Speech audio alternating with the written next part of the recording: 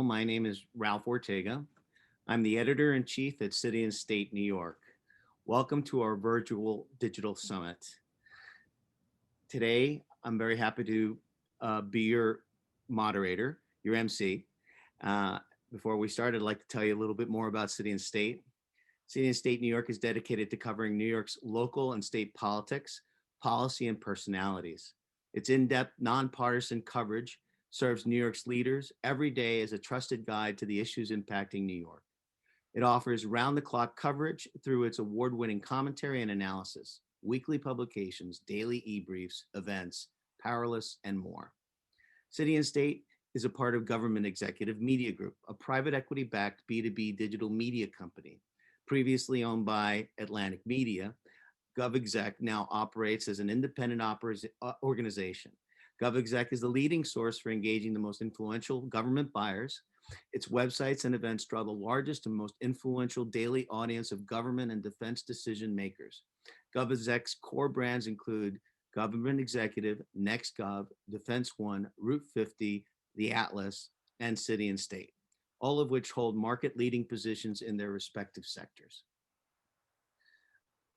And with that, I'd also like to thank our sponsors for today's program: T-Mobile, Boingo Wireless, CDW, Data Miner, KPMG, Microsoft, Amazon, Sienna, DoorDash, ERI, Philips Little, Pure Storage, Charter Spectrum, VMware, Zenfi Networks, SolarWinds, Duo Security, and the Queen's Tech Council.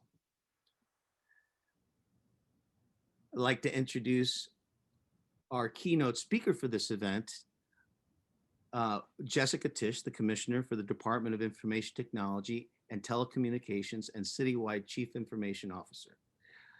To tell you a little bit about the department, the New York City Department of Information Technology and Telecommunications provides for the sustained, efficient, and effective delivery of IT services, infrastructure, and telecommunications to enhance service delivery to the city's residents, businesses, employees, and visitors.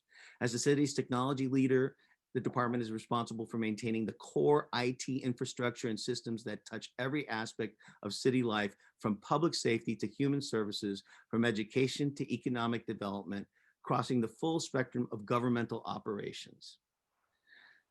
The department provides the following: providing robust infrastructure to protect the city's technology, telecommunications, and information assets and maintain service operations, facilitates greater access to technology to engage all New Yorkers and expand broadband to underserved communities. It manages 311 operations and technology, connecting New Yorkers to city services by phone, online, and by text 24/7. Optimizes citywide technology administration to improve IT procurement options and vendor accountability and save the city cost and time. It enhances and improves services to offer more advanced and timely technology implementations and streamlined processes. It works to expand strategic role with agencies to be more aligned with their needs. And it invests in human capital to cultivate and diversify the department's talent resources to best deliver services. The department's commissioner, Jessica Tisch, was appointed Commissioner of the Department of Information Technology and Telecommunications, as well as Citywide CIO by Mayor de Blasio in December of 2019. As commissioner, she oversees the largest municipal IT organization in the country, with a wide portfolio ranging from public safety to human services to economic development. She also oversees New York City's 311. Commissioner Tisch previously served as Deputy Commissioner of Information Technology at the New York City Police Department, where she spearheaded efforts to use technology to transform the NYPD's fundamental business processes, including how officers are dispatched and respond to 911 calls, take crime reports, investigate and search for wanted or missing persons. Commissioner Tisch's background goes way deeper than that, but I'd like to hand it off to her and invite her to open up with our keynote speech.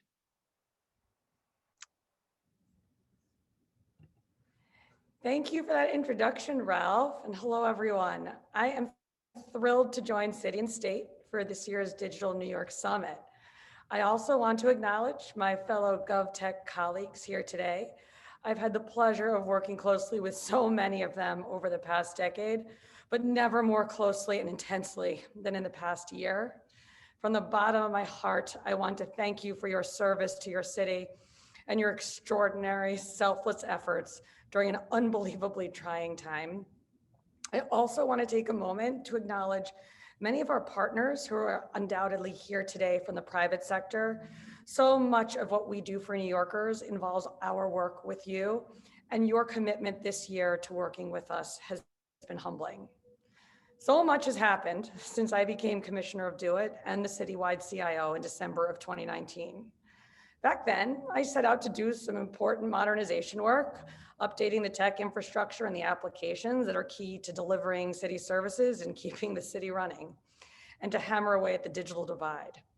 I can tell you that in December of 2019, never in a million years did I expect what was coming right around the corner. Nothing could have prepared me for it.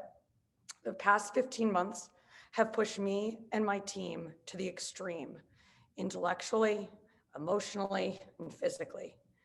20+ hour days for months on end. Weekends were just extensions of the work week. Pressure, pressure, pressure, pressure, and more pressure to deliver for New Yorkers and the city we love in its greatest moment of need. There was so much to do that we only had fleeting moments to think about the realities and the horror of what was happening around us. Ultimately, that was probably a blessing.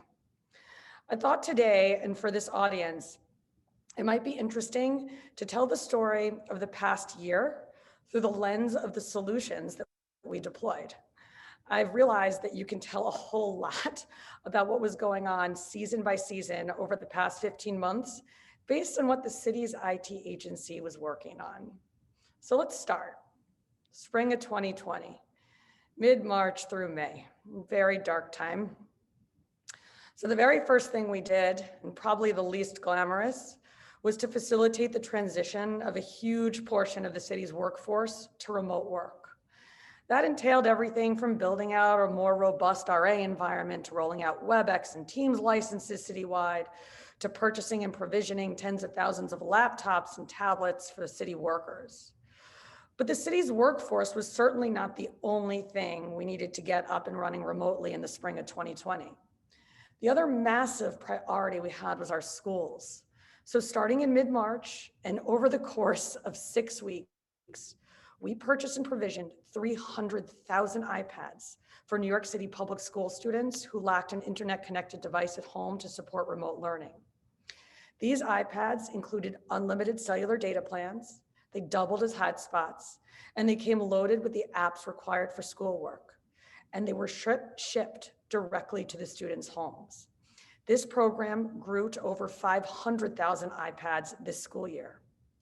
Now, if you recall, in March and April last year, the city's 911 system got slammed by emergency calls from people suffering from coronavirus.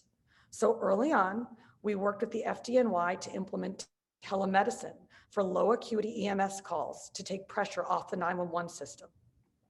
And when PPE supplies were so dangerously low in the early spring, we built out the PPE donations portal to collect supplies of masks, gloves, hospital gowns, even ventilators to bolster our hospital systems.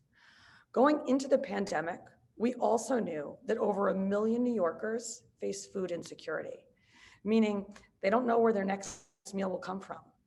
Because New York City was under stay-at-home orders in the spring, and many of the places New Yorkers relied on for meals, including soup kitchens, food pantries, senior centers, schools, were closed. We built in basically one weekend the systems that support the Get Food program. At its peak, this program delivered 1 million meals a day to New Yorkers in need and recently delivered its 300 millionth meal. And then there was the work we did to keep critical agency functions up and running virtually. In the spring, we enabled virtual arraignments, virtually family visits for the incarcerated, as well as online oath and CCRB hearings. And we deployed new contact centers for dozens of agencies. One final thought on the spring of 2020. Imagine this crazy juxtaposition. In the very same week in May, we launched a portal to connect funeral directors to the deceased when the city's morgues became overrun, and a portal to allow New Yorkers to apply for marriage licenses online. Let's move beyond the spring to the summer of 2020, June through August. So the summer brought contact tracing and testing, and we were totally focused on standing up and supporting the Test and Trace Corps in their efforts to track and contain the spread of COVID in New York City. To date, the contact tracing system and the Test and Trace Corps has traced over 1.3 million cases and contacts and helped serve over 250,000 New Yorkers with resources like isolation hotel rooms, meal delivery, medication delivery. Fall 2020, September to December. Oh, the fall. Part of that season was spent working closely with the Department of Health to prepare for the vaccination rollout. We were asked to build the vaccine finder to help New Yorkers find vaccination locations from all providers citywide. But if you remember, the fall was also the season of the COVID zone.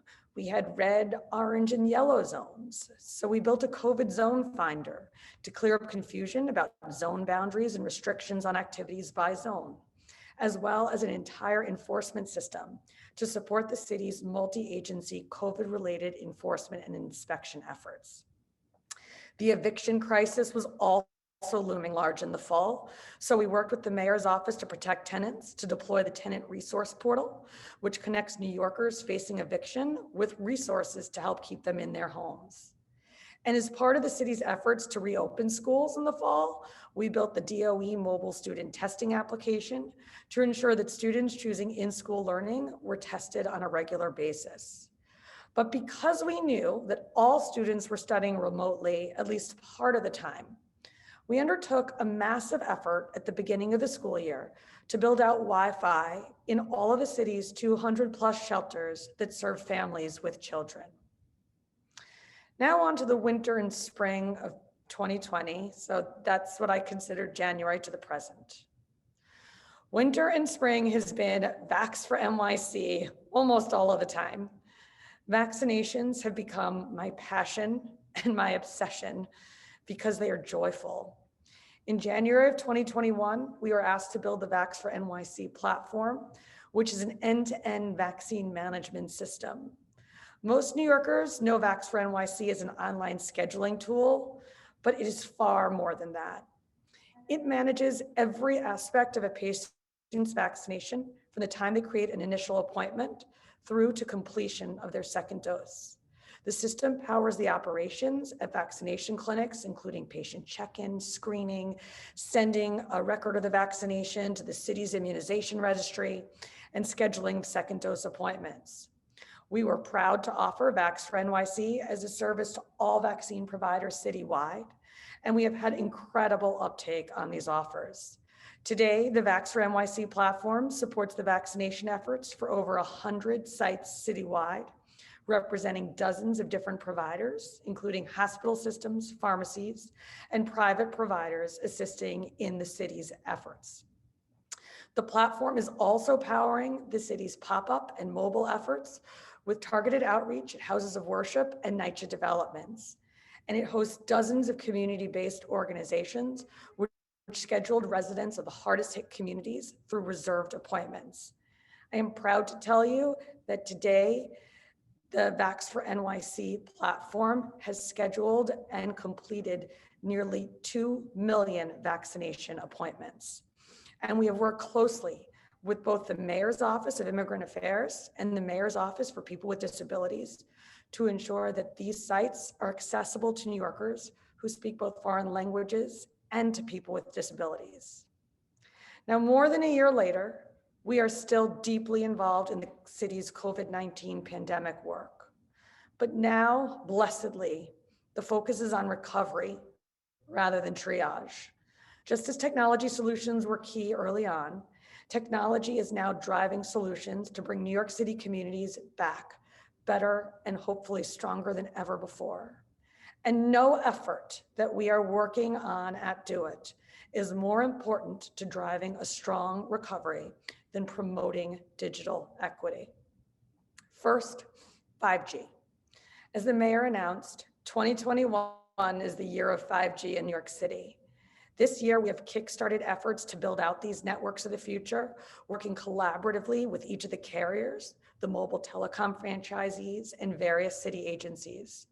Efforts are well underway to deploy 5G infrastructure on rooftops, building facades, street poles, and now, for the first time ever, and announced last Friday, on Link NYC kiosks. I have long said that we cannot repeat with 5G the mistakes of the broadband build-out of decades ago, where the fiber and the infrastructure was run in spades in Manhattan and much less so in the outer boroughs. That directly created the digital equity issues that this city and cities around the country have long struggled with, and that were so painfully brought to the fore during the pandemic. We must use 5G as an element of our work to right this wrong and to push forward digital equity as an engine of recovery. Because 5G is said to offer broadband-like speeds, its build out through underserved areas of the city couldn't be more important to bridging the digital divide into the future. But our digital equity work is not limited to 5G.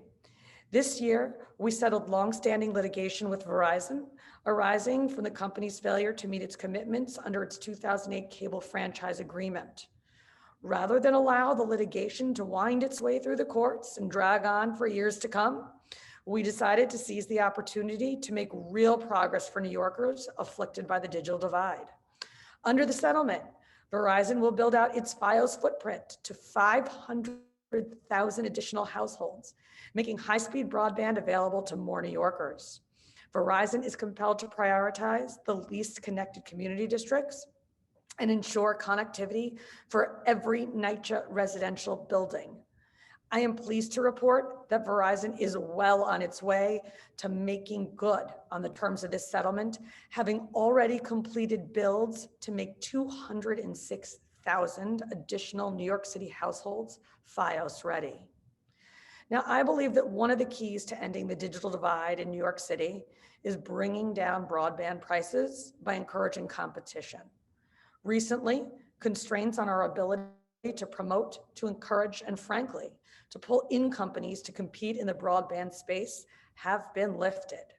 I am pleased to report that we will soon be putting out a solicitation inviting companies that seek to provide low-cost broadband in New York City to enter into franchise agreements that will allow them to use the city's rights of way to build out their networks. Now, in franchise agreements, it's typical for a franchisee to compensate the city based on the linear footage of the franchisee's plant installed. But we're thinking outside the box. To increase competition in underserved areas of the city, we are considering counting only linear footage in Manhattan below 96th Street for a period of several years when determining compensation requirements. Further, we are considering discounted compensation rates for franchisees with less than a specified number of linear feet of fiber in the city's rights of way to give smaller providers a leg up. We expect to utilize franchise fees in part for digital literacy and community-based organization grants. Now, in closing, I want to leave you today with two thoughts. First, I have to say that the doctors and the nurses and the EMTs and the entire medical profession who work tirelessly on the front lines are our heroes. And it has been my pleasure to lead an agency that has helped and supported them this year in some of their life-saving work. Second, the people that do it are unbelievable, more than I could ever articulate to you. What they have achieved and what they have done for the people of the city of New York makes me quite emotional to think about. It has certainly been the honor of my career to lead this team of professionals through this crisis. With that, Rob, I want to thank you so much for inviting me to speak, and I would be thrilled to answer any questions that you have. Thank you, Commissioner. Wow, what an incredible story. Um, you know, post-pandemic, um, so many things are going to be happening, right? What kind of advice would you give your GovTech colleagues looking to quickly innovate and keep in perspective what was the key to do its successful pandemic work? Sure. I actually think that one of the key takeaways from the pandemic has been how quickly you can innovate and stand things up, right? So the list of things that we've worked on and done over the past 15 months, like if you'd asked me before the pandemic and read me a list like that, I would have said, oh, 3 years, maybe 4 years. We packed so much in. And what I would say is, working with a number of our private sector partners who have platforms today that can enable you to do so many things quickly. The pace of tech development is just much faster than it ever could be before. And I think what's happened is people like me now have seen that firsthand all year, 15 months straight. Boom, boom, boom, one system after the next. So now we know what's possible. We know what we can do, and the platforms are ready to support us in doing that. So what I would say to like specifically answer your question is, one, you can do much more than you ever thought you can do. And you have to have faith in that and believe in that. And two, like you got to pick your partners wisely. You got to match the platform to the business need. And if you can marry those two things together and make the right choices, you can be more successful than you ever anticipated you would be. We've got a couple minutes left before our next presentation. I wanted to ask you, thinking, thinking ahead, what advice would you give to the next administration after the pandemic experience and the great lessons you've described that were learned and the accomplishments that were realized? So it's interesting. This year pushed us to move basically for a time all city services online, right? And so city services like getting a marriage license, which you've done for the past 100 years the same way, going down like to the city clerk's office, right? That was moved online in a matter of a few weeks, like 1 week after the governor announced that it was allowed, like marriage licenses were online in New York City. And that's just one of so many different services. So as the city reopens and as the city recovers and people start coming back to the office, I think it's really important not to lose so many of the capabilities that we have built, right? You should always be able to apply for a marriage license online. And that's just one of many examples. So the things we built were necessary for a moment in time, but are going to serve the city much longer than this crisis.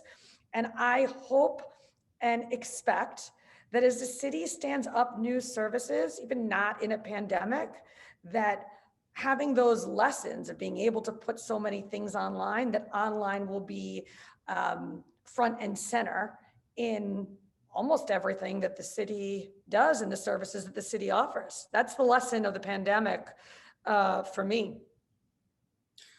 And real quickly, and ensuring the equity that everyone has access to all the IT, accomplishments and improved services.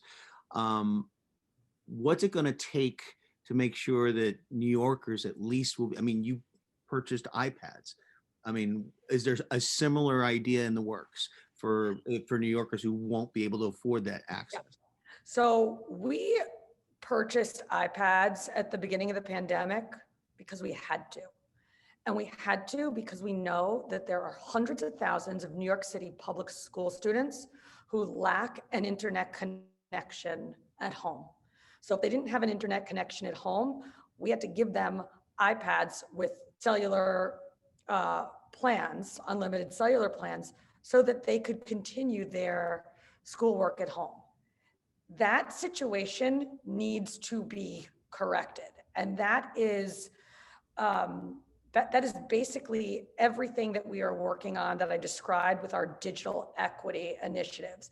So for example, as we roll out 5G in New York City, 75% of the street poles that we give the providers to mount their radios and the antennas to build out 5G will be outside of the Manhattan core, in the outer boroughs or in Manhattan above 96th Street.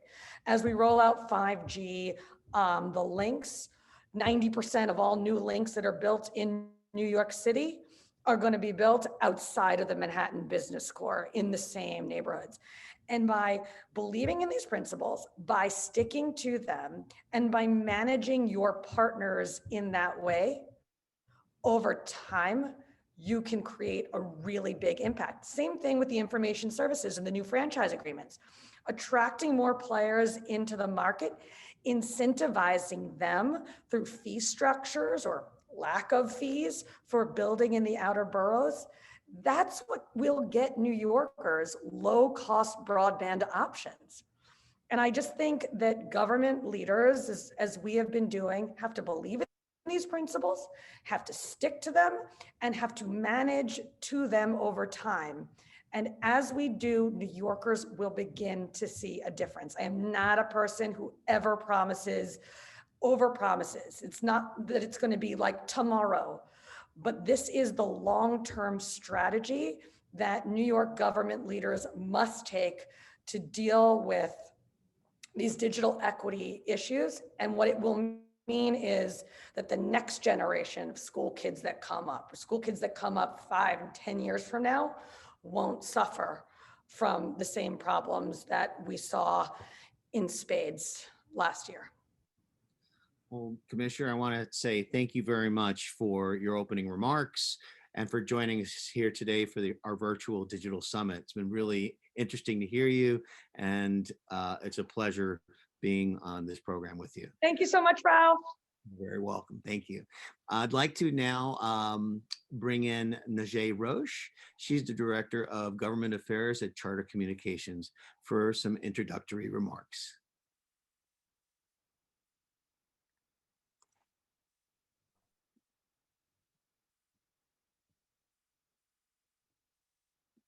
Good afternoon. Thank you for that introduction, Ralph. Thank you to Commissioner Tisch for that extraordinary overview of what the city has been through over the last, I think we're at the 15 or 16 month mark right now. It's hard to keep count. It is an absolute pleasure to be here today and to represent my company, Charter Communications, also known as Spectrum. And we are proud to be a sponsor of this very, very important event. It's been a long road to where we are this afternoon. And I'm going to be introducing the first panel discussion of how technology responds to crisis. And I think it's fair to say that the past year and a half definitely counts as a generation-defining chapter in the story of New York. Our city and state, pun very much intended, is, we bore the brunt of the COVID-19 crisis in the early days. And as jarring and as difficult as it is for some of us to have come through that, not unscathed, and to see that this pandemic is still very much unfolding in other parts of the world, solidarity is an understatement. And so I just wanted to take a moment to acknowledge that we are not fully out of the woods yet, but conversations like the one that we are having today are right on time and of critical importance. Thankfully, we are looking ahead and anxious to find our footing in this new normal. I think we can all agree that there was no blueprint for what we've been through. In the beginning, in true New York fashion, we are a city that has, we have undergone tremendous crisis and tremendous hardship over the last few decades. And it's a testament to our preparedness and just the backbone of what makes this city great that we are able to be here this afternoon and to have this conversation about how we move our city and our technology infrastructure forward. In the beginning, businesses and communities did what they could to be good partners and to help get each other through the storm. Contributions to food banks took off, longtime neighbors found new friendships next door, and compassion showed up in even the smallest ways, whether it was a grocery pickup a pharmacy run, or even just getting on a Zoom call with a neighbor to, just so we could have some human contact. And we Spectrum are really proud that we were able to have the infrastructure in place to make those touch points possible. Companies converted their operations to make ventilators and produce PPE, sanitizer, whatever our communities needed. Insurance companies lowered auto premiums. Grocery stores provided free delivery for our sick and infirm, and even those of us who are able and just were not physically able to go outside. Charter, we did what we could also to help guide our communities through this storm and through this crisis. We operate a strong, resilient, and robust communications network right here in New York City and across our 41 state territory. It's a network that withstood unprecedented challenges and which so many relied on to keep their loved ones close when physical touch just was not an option. We played a critical role in shifting work and life for millions of people out of their offices and into their homes. It was a massive undertaking, and we are thankful for the hardworking men and women across our company who made it all possible. We provided free internet so that students could keep their education on track with remote learning, and so that families could still gather with loved ones for birthdays, times for religious observances, and even the occasional game night. We put programs in place to help small businesses get back on their feet. Many New Yorkers, myself included, even though we cook at home mostly, we decided to support our local economy, order takeout a few more nights a week, whatever it was. The point is that we all had a part to play, and we at Charter are especially proud of the part that we had in getting our city through this ordeal. Now, as we look ahead to reopening and emerging from our pandemic cocoons, there are already conversations underway about what recovery and future preparedness looks like. This is the greatest city in the world, as we all here agree. And I'm looking forward to hearing from today's panelists on this very, very important topic. Thank you again for allowing us to be a part of this event. Thank you, Ralph, for the introduction, and I'll hand it back over to you so you can introduce today's panelists. Thank you again, and I hope everyone enjoys the event. Thank you very, very much for your comments, Nyc. Our program coming up is How Technology Responds to Crisis. The moderator for this program is Julie Samuels. She's the Executive Director of Tech New York City. Julie, I'd like to pass it on to you to introduce your panelists. Hello.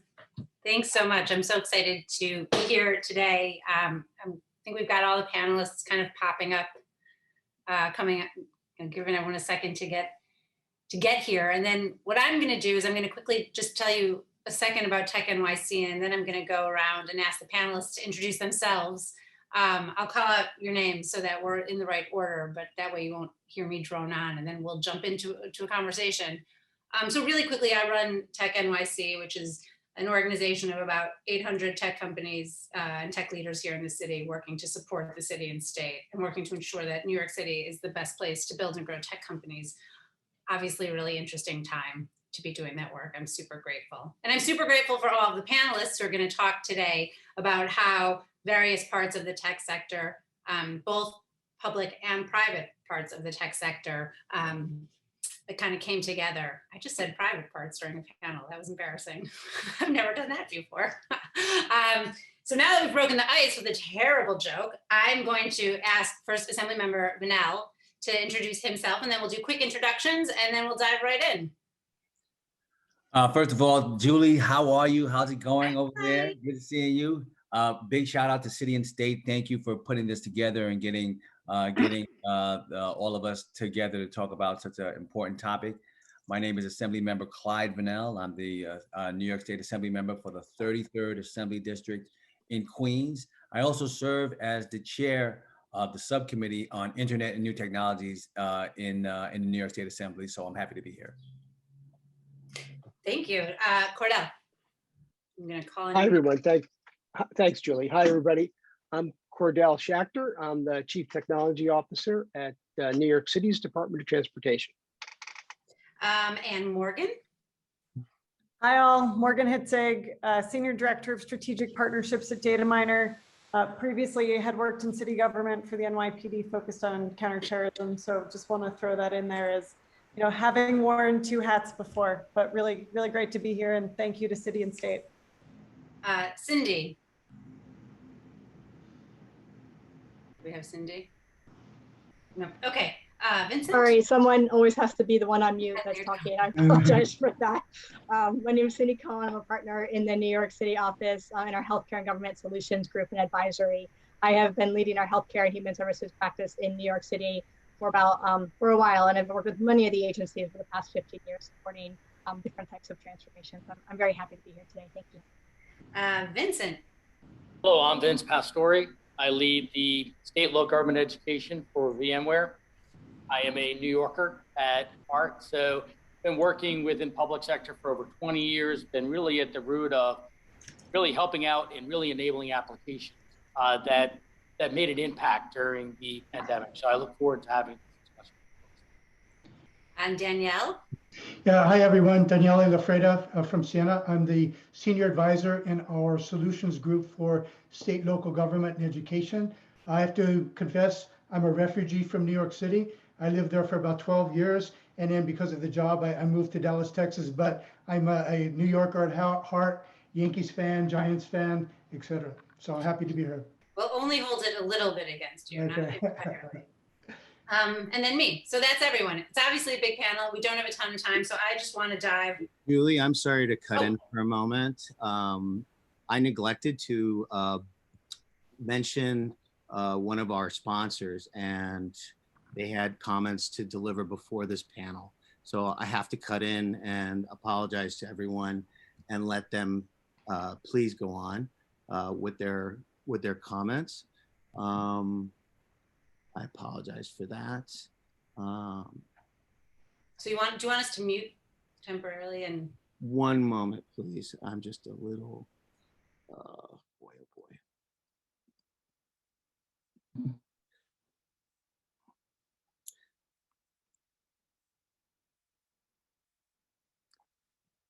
Okay, now I'm back on. I really apologize to everyone for that. We have comments from Gretchen O'Hara, Vice President of AI and Sustainability Strategy at Microsoft, with some comments for us. Thank you. Thank you so much. And I apologize, we're interrupting a fascinating panel. I was like really enjoying actually having a chance to listen to that as well. So really appreciate the warm welcome. And I think really incredible to be here to discuss digital skilling for future workforce in New York and how Microsoft's Accelerate program is going to help fellow New Yorkers. And I think the opening remarks from Commissioner Tisch were just so spot on as we think about the digital divide and how we have to address this coming out of a pandemic in one of the most resilient cities in the world. How can we come together? And so let me just start and briefly say that we are seeing technology and really, social economic trends that businesses, communities, individuals are all facing today. And it was mentioned actually in how much we got done in the city of New York. The reality is the speed of innovation is accelerating. And I think it was a perfect endpoint on the note that what we had to do for the city is something we probably could have done, but the market and the dynamics are creating us to accelerate it even faster. And so over the last 2 decades, we've seen technology really transform every facet of how we work, how we now live, how the blend of how we live and how we work. And it's just a massive opportunity. In fact, what we're actually seeing, according to World Economic Forum, is that it estimates to be about 100 trillion over the next 10 years, just in digitization opportunities. So that's a very exciting thing for us to think about, but it comes with really significant challenges. When we think about digitization and accelerating what jobs and skills are going to be required, it's actually projected that in the next 27% of roles are going to be brand new to technology over the next couple of years, and 54% of employees are going to require really reskilling or upskilling. Now, in this new virtual post-pandemic world, it is actually increasing the digital divide. And we talked about a lot of the issues around what that is creating. But as these new jobs are being created, as the requirement for digitization is so prevalent, we're actually seeing and leaving underserved communities really further behind. In fact, 76% of Black and African Americans and 62% of Hispanics could get completely shut out due to just connectivity and technology access, as we were sort of mentioning earlier.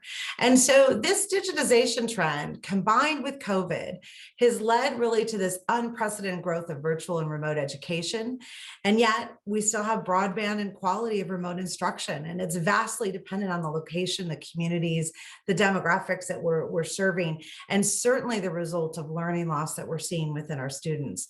And this loss is greatest really around low income, Black and Hispanic students in particular. 86% of these students are currently really receiving low quality or even no remote education over the last 10 months. And so we look at job loss, we look at employment, we see women of color even really getting hit hardest in some ways. Just in the December job report, where over 154,000 women of color lost their jobs.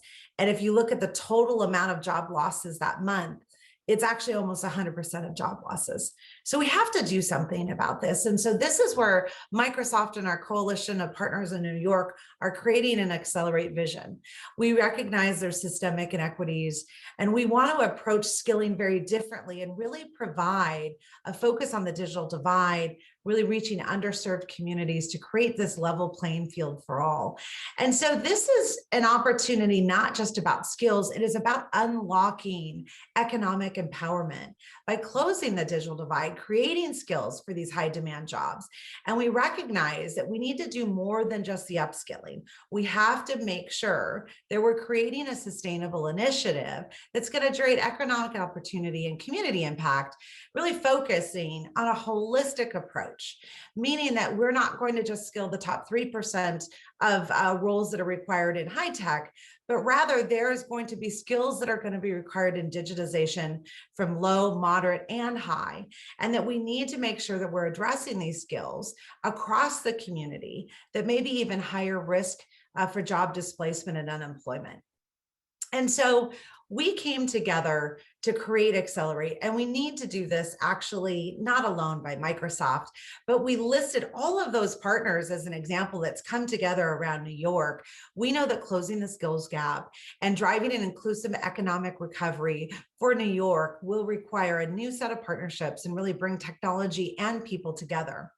And so our goal really is, how do we increase the skilled labor force, generate economic opportunity and economic growth for all of New York? We want to close the digital divide and provide access to skilling in an equitable and inclusive manner. And together, through this coalition of partnerships that we're building, we can establish New York City Tech Hub of the future and really keep the talent here and grow that opportunity right here in New York. And so what we've done is take a very data-driven approach to Accelerate to really reach the people and the communities that are most in need. We assessed the market and looked at inclusively how we would address the total addressable market, and we created personas to make sure that we were leaving nobody behind. Based on these personas, we are personalizing and curating essentially the skills that are going to be required and the necessary foundation for these digital jobs. And then we activate through our coalition of partnerships that are helping them with these newly skilled New Yorkers and really getting them placed in demand and future-proof jobs of the future. And so when we reach these skills and create new jobs for the city of New York, we are really activating a diverse coalition of partners that really come together to help us really create the idea from skilling to actually economic opportunity and mobility and jobs. So we're partnering very closely with the City of New York's Chief Technology Office, and other government agencies right from the beginning. We're also connecting really with critical nonprofits, community and learning partners such as Springboard, Europe, Generation USA, and others to really help support and deliver the critical skills that we wanted curated in the system.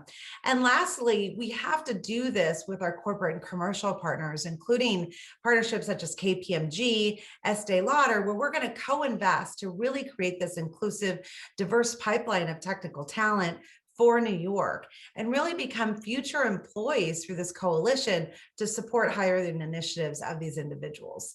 This is an approach for New York. Accelerate is going to drive very meaningful and impact outcomes, economic development, and COVID-19 recovery for the New York metro region.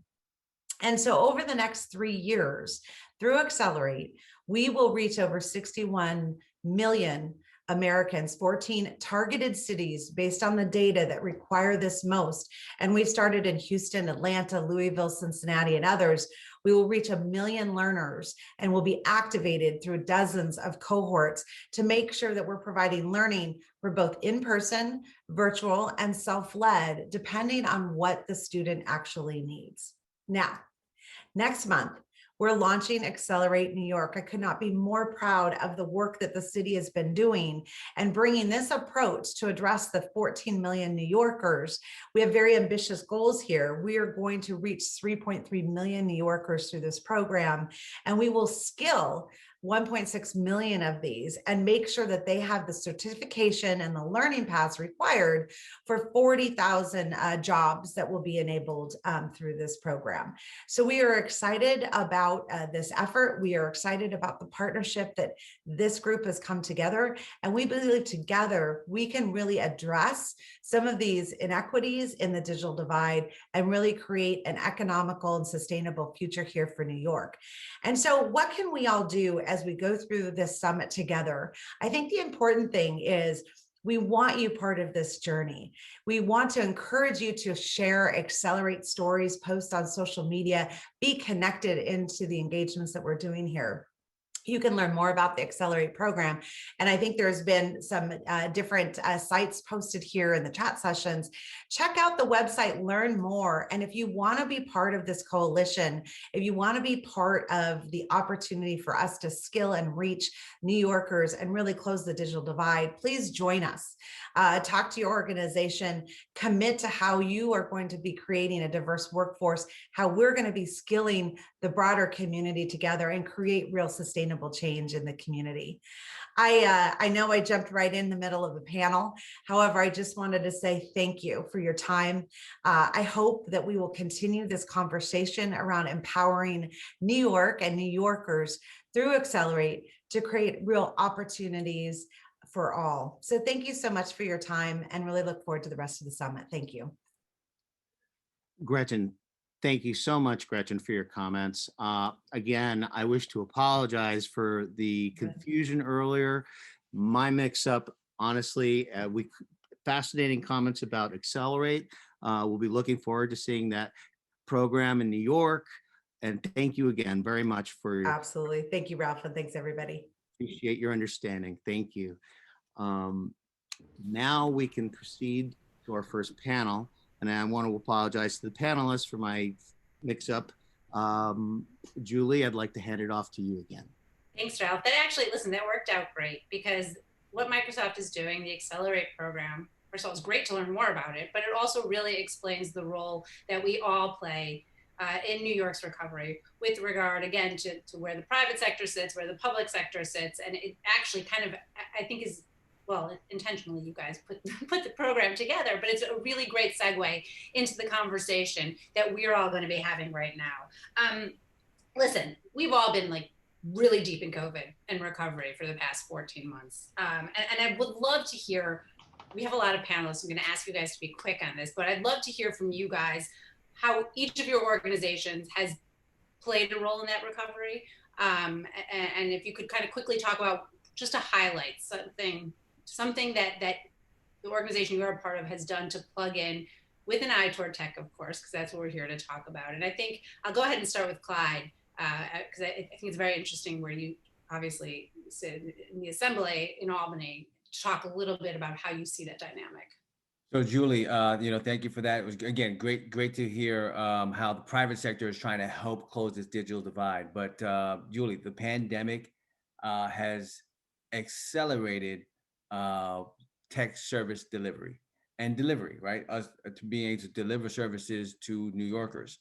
One of the things that we saw out of many is the inequity and the digital divide of high quality broadband to homes, and that is a major problem from all across the city to New York State. And now, if you're not connected to the internet properly, if you don't have the proper data plans or access to the internet, you cannot go to school, you can't work, you can't even worship. just a little story. My mom wasn't connected. There was a point where my mom wanted to pray with all of us. I have a big family, 10 brothers and sisters. I had to make sure that I had to go to my mother's house every Sunday, try to be protectful with a tablet and connect her to do so. What does that highlight? That highlights that there's a shortage. There could be a shortage of actual devices for end-use devices for some people. The also actual problem with actually connecting to the internet. And then there's a skill gap also that we have to address. So we've been working on all those issues, and it's great to work with other partners in the private sector to be able to do so. But we must continue to do so much more. And I'll talk more in depth about different programs that we have moving forward. Great. Cordell, why don't we go ahead and go to you next? Thanks, Julie. We engage in a lot of the same immediate response efforts that Jessie Tisch mentioned in her response in terms of getting thousands of devices out to our staff. And now that we're returning to our office, we're issuing thousands of webcams and headphones because our people are still using Zoom to communicate with people who are working from home. And under the original CDC guidelines, to even Zoom conference with people in our office because we are staying out of conference rooms. That will probably change over the next month or so. Probably the most significant thing we did is making significant amounts of public space more available to the public by greatly expediting the ability of restaurants to offer their services on sidewalks. And for the first time, have open restaurants actually in protective enclaves on the city's roadways. It was a big step toward economic recovery for those restaurants. We've heard stories of how they really weren't getting by just on takeout, but with the ability to serve even a limited number of customers outside, sometimes in very cold weather too. It enabled them to kind of keep their heads above water. It also gave New Yorkers a great opportunity to get out of their house in a safe way and bring back the culture of New York City, which is so dependent on our restaurant and hospitality industry, even before we had vaccines and we were on the road to recovery. So what's great is the response to that, both from the industry itself, as well as the public and all New Yorkers, has made the mayor now decide to make that program permanent. So it is really an amazingly large increase of public space that will be more available to the public. And we'll see that get refined over the months and years ahead as this becomes the newest part of New York City culture that not only will be enjoyed by New Yorkers who live here, but New Yorkers who come from all over the world to visit. I'm a huge fan of the restaurants. Cordell, I'm also a huge fan of your dog, who I think is the star of the panel. He just came. He's so cute. This is an upside to working from home, that we get dogs and kids sometimes. Morgan, I'm gonna turn it over to you, though I'm gonna come back to open streets and open restaurants, outdoor restaurants later. Great, happy to jump in. Thanks, Julie. So it's been a crazy year, but to sum up the ways in which we thought about supporting our partners was really, how do we leverage our technology to create better decision advantage? So whether we were working with public health partners or emergency management partners or the private sector, it was all about how do we make better decisions faster. And so much of what was happening in the early days of the pandemic was around where are we finding information. There was just a major gap in understanding event cancellations and business decisions and new policies and what's the actual impact to people and communities. And so there was really this opportunity for real-time information, which is the space we live and breathe in every day, to kind of keep a finger on the pulse of where those changes were, whether they were issues surrounding COVID-19 testing centers or medical and supply chain shortages, or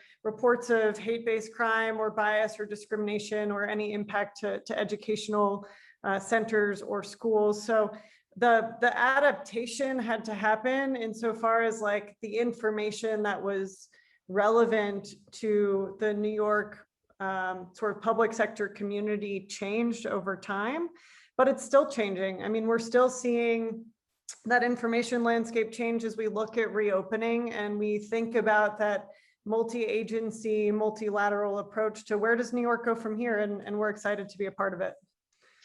I think that's a really interesting dynamic, and we're going to keep going through the list, but something I wanted to talk about later too, and I'll just put that out there so you guys start thinking about it a bit, is the dynamic of, you know, how we deploy technology during the height of the pandemic, during the height of the crisis, as a bridge, you know, to keep people safe, to keep as safe as we could, as healthy as we could, to keep people here in New York. And now how we're thinking about deployment as we look to recovery and reopening, because it's different. I think it's a really interesting dynamic. But like I said, we'll come back to that because I want to make sure we get to hear from everyone. And Cindy, you are up next. Everyone. So yeah, we have been, KPMG's been supporting the government sector in many ways across, I guess, during the pandemic. And the efforts have really evolved throughout the year, as I've been hearing other folks mention. So initially it was really supporting the move to home, how to work from home, what are the remote environments, and how to engage, you know, with your day-to-day work. And in some cases with the Department of Education, helping with a large supply chain initiative to distribute the remote learning devices. We've helped local districts stand up online application tools so that they're able to engage with their constituents virtually and not require them to come into an office to engage in person, and therefore, you know, having the staff be able to work largely from home. That eventually evolved into supporting folks in districts with contract tracing initiatives, variant management efforts, and partnering with organizations such as Morehouse School of Medicine to tackle some of the health disparities that was mentioned earlier. And now lately, a lot of activity has been around supporting the use of the CARES Act and rescue plan funding. So many jurisdictions are, you know, issuing RFPs to try and look for some strategic help around using these allocations. There's a lot of dollars that are going to be coming into these jurisdictions, and there's often need to stand things up quickly to support the new programs and the new grants that are being made available to our constituents. And so in some cases, you know, with emergency rental assistance, states are needing to stand up something, soup the nuts very quickly, or augment existing operations. And really, there's this ongoing need for oversight around the funding, quality control, that the right funding decisions are being made, and to help, you know, the accurate distribution of that throughout their life cycle. So that's really how things have been evolving. Thank you. Vince. Great. So I think what we were really focused on is the thought of the possible around social good, and really thinking about the connected consumer or constituent, as you may think about it. And typically, as you could think when pandemic hit, but most often the services you received at some point required some kind of contact, either in a call center or going into a building, and all of a sudden everything goes remote. So we really focus on how do you enable applications for a connected customer experience. I mean, really like a zero touch. So how do you provide what is necessary in the fastest way without getting caught up in the how do you do it, it's the why you do it, and the impact. And I'll give you some examples very succinctly. Is that, you know, you have a lot of information that's sitting systemically in monolithic databases that you have to take out, and you have to be able to, in some way, provide an end service, whether that be food stamps, whether that be checks for employment, maybe it's health and hospital, maybe it's any of those pieces. So we kind of focused on the agencies and the outcomes. We focused on the mobile workspace, because all of a sudden, all of these people that were usually touching them in some capacity now are working remotely from their homes. And then how do I do that in a secure environment? How do I provide them the tools they need with the least amount of intrusion for themselves so they can adequately provide the services? And we'll kind of probably talk about that more, but we were really focused on how do we quickly provide a way for innovation within the city, which is unprecedented in the last, I would say, 15 months. Now it's where we go from here. So it's policy, it's governance, it's strategy, it's enablement. And what we are is at the epicenter of every one of those pieces, whether it be higher ed to health and hospital and and including digital inclusion as well. Great, thank you. I'm curious to talk more about those tools and hear what exactly you're talking about. Danielle. Thanks, Shirley. So Sienna is really about connectivity infrastructure, connecting people to each other, to agencies, to applications and city services. So in that realm, we partner with the City Department of Information Technology and Telecommunication to provide that network hardware and software infrastructure for CityNet. I think you're all familiar, the backbone for city agencies, entities, and I think more than 300,000 employees. So that's that fiber network that interconnects the city agencies, hosts citywide applications, and provides internet-based services, citywide. So that really enables whether it's citizens, employees working from homes, or agency offices who have that anytime, anywhere, any device application access to those applications, the content and the data. And a good example is the city's 311 information guide service, which was really a priority during the pandemic closure to ensure that all constituents, excuse me, had access to those agency services. I can talk more about that later, but that sets a good foundation for how we work with the city. Thank you. Thanks all for that. That's super helpful. And thanks all for the work you've been doing to help support New York and New Yorkers over the past year and handful of months. One of the things I want to dig in on a little bit here, and I'm going to open this up to whoever wants to jump in, is what are some of the innovations we saw that were necessitated by COVID that we're going to see stick around? Where did COVID kind of accelerate either deployment or adoption of certain technologies that maybe you all partnered on with the government or with other kind of civic partners that you think are going to remain? And I'm going to open that up to whoever wants to dive in first. But I think a lot of you hinted at some of those types of programs. Yeah, I mean, I'll insert myself first, and then people can jump in. So what we really did is work with CityNet to ensure that it has the capacity, because we're all talking about data and applications, and really to ensure that everyone has access to them in real time, you need the capacity, but at the same time, you don't want to spend too much money. So we worked with CityNet to really put the infrastructure and the intelligence in place to ensure that that network has all the capacity it needs, especially to hit to support those peak times, but can also dial down when it's not needed, or can prioritize other agency services so you can get that maximum return on the investment on that technology. And that will continue on in the next several years. Well, Julie, what's very interesting with respect to technology was seeing how we're using platforms such as this to be able to connect. Me being in the legislative body, inherently we must, we meet together with a group of, 150. So we were able to quickly figure out how to do that electronically, quickly figure out how to meet, just like what we're doing now. That's why we have to make sure that our communities that have been divided digitally have the access to be able to use these kinds of platforms to be able to continue to meet and connect. And do you think the legislature, what'll it look like next year? We're still trying to figure that out, just like everyone else here, right? Just like everyone else here with all your institutions and everything like that, right? We're still, right now, we're talking about this week, we're going back and we're going to figure out whether or not we're going to have a hybrid method, what we're going to do, what have you. So we're still, Julie, we're still trying to figure that out. I've got one more question for you about that. I mean, obviously, for those of us who interface with government lobbyists and others, it's very different, especially, for those who work in Albany. There's a lot of sitting and waiting and trying to grab people in the hall, which is, the old-fashioned way. That's changed a lot. And I'm curious, obviously, we haven't been able to do that, what that looks like from where you sit and getting a chance to talk to folks in your district and others.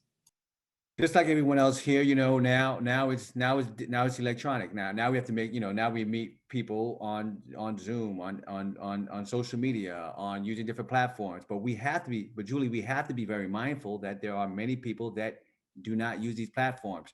One of the things that we talk about is now many people are working from home, but there is a large segment of the workforce that can't that their jobs don't afford them to be able to do so. How do we reach them? How do we make sure that they're still connected? And that's something that we are, we wrestle with. So we still have to use the phones. We still have to be able to do these, use text messages or what have you. But it's a challenge. But now we're very proud that New York City is over 30% vaccinated. We're very proud that more people are getting vaccinated, and we're continuing to push for more New Yorkers to get vaccinated. And we've done a great, I'm so proud to be a New Yorker. I'm so proud that, because we've done I gotta show you guys my shirt. Love it. It looks great. Does anyone else want to, Morgan, I see you're coming off mute, and you kind of alluded to this in your opening, some of the technologies and opportunities that are going to stay with us.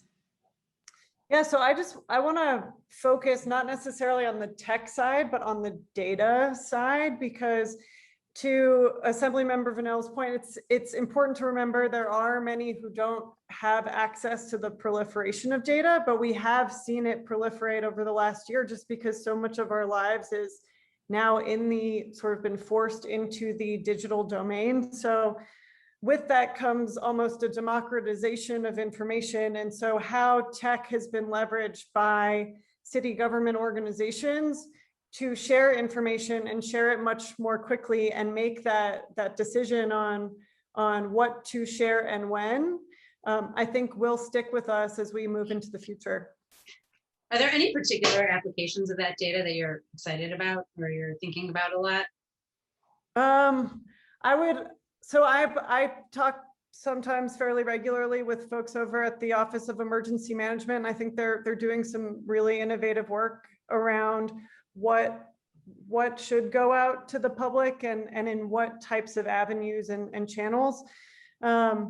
I think there are a lot of different applications that we're excited about at Data Miner anyway, because it just means so much more information that can then help tell the story around an event that's happening. So COVID-19 worldwide, we can see pockets of how that COVID-19 conversation is happening in different parts of the world in a much more meaningful way. I also think there's a lot of really innovative work going on around misinformation and disinformation. So I think lots to come in the future, and how that manifests in this public-private partnership, I think will be really interesting. One thing I would add is, sorry. No. Please. Yeah, one thing I would add is the cloud's here to stay. I think that's what's interesting is before the pandemic, there wasn't this vast adoption to cloud technology within, say, public sector in general. However, because of the pandemic, we need to move very swiftly. So many cloud environments were stood up, and for right purposes, because you needed to be able to provide application. What they also needed to also think about too is that, as I mentioned before, you have all this data locked in, and every agency has its own data, and they're storing it and using it for their customer capacity.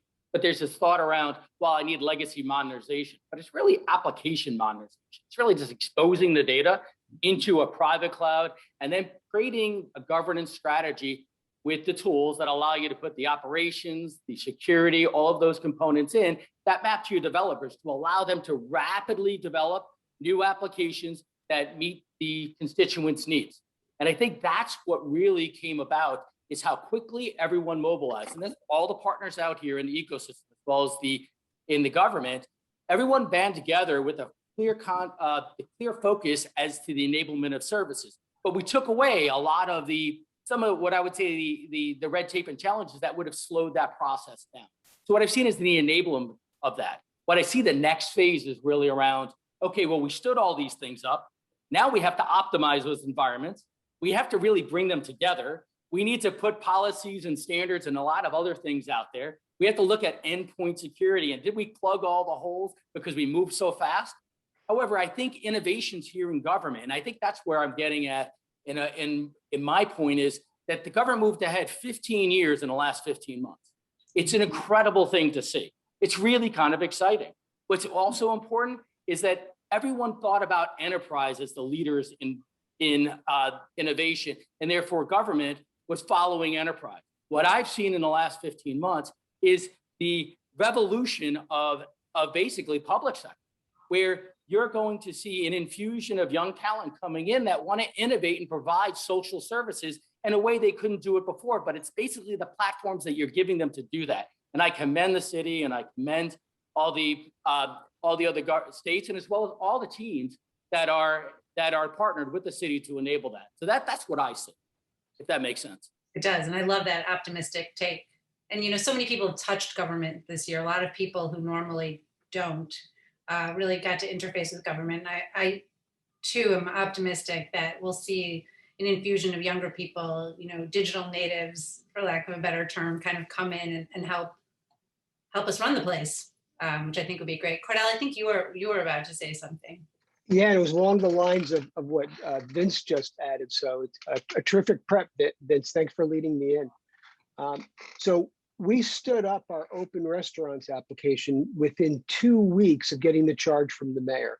We've never done anything that fast before, and across the environment, as Vince suggested, there's lots of things that happen so quickly in months or weeks instead of years. So the question going forward is, now that we know it can be done, will good enough continue to be, as it has in the past, the enemy of the perfect?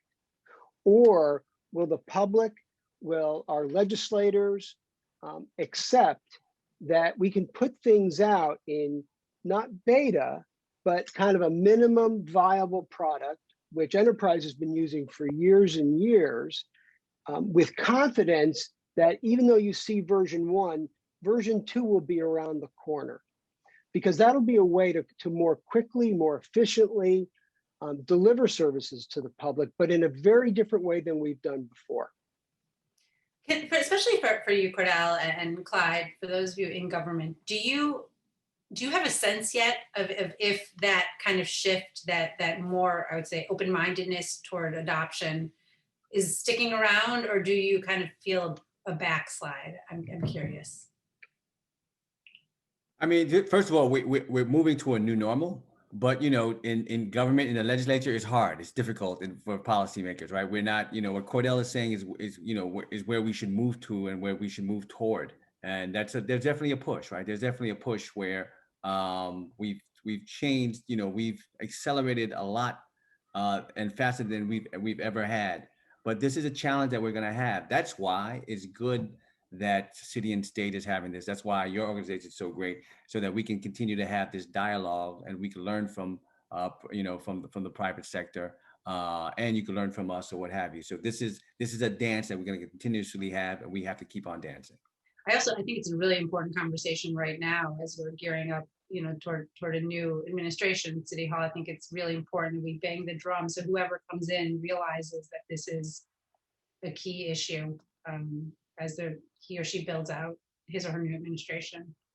Yeah, I was just going to say, Julie, on top of that is I think it's really important to take these learnings, like you said, from the last year and use it to build out the underlying infrastructure. You know, we went so quickly, so fast to get us up and running, and not to just backslide into what we had before, because it's easier, you know, to make the hard decisions about the policies and the governance and the operating model, so that you do have a hybrid working model, that you can work from home, that you no longer have these snow day mentality where if there, you know, if you can't get to the office, you can't do your job, but you need to have the underlying infrastructure there, you know, for employees as well as our students, you know. And I think the other thing that isn't going to go away is distance learning, you know, and I think my kids are disappointed that there's no more snow days, but you know, I think that, you know, maintaining a supply chain that is, you know, constantly flowing, that you have those devices, that you're maintaining your devices, that, you know, it wasn't a one-time buy, push it out there and then just worry about the cleanup. Like, think through about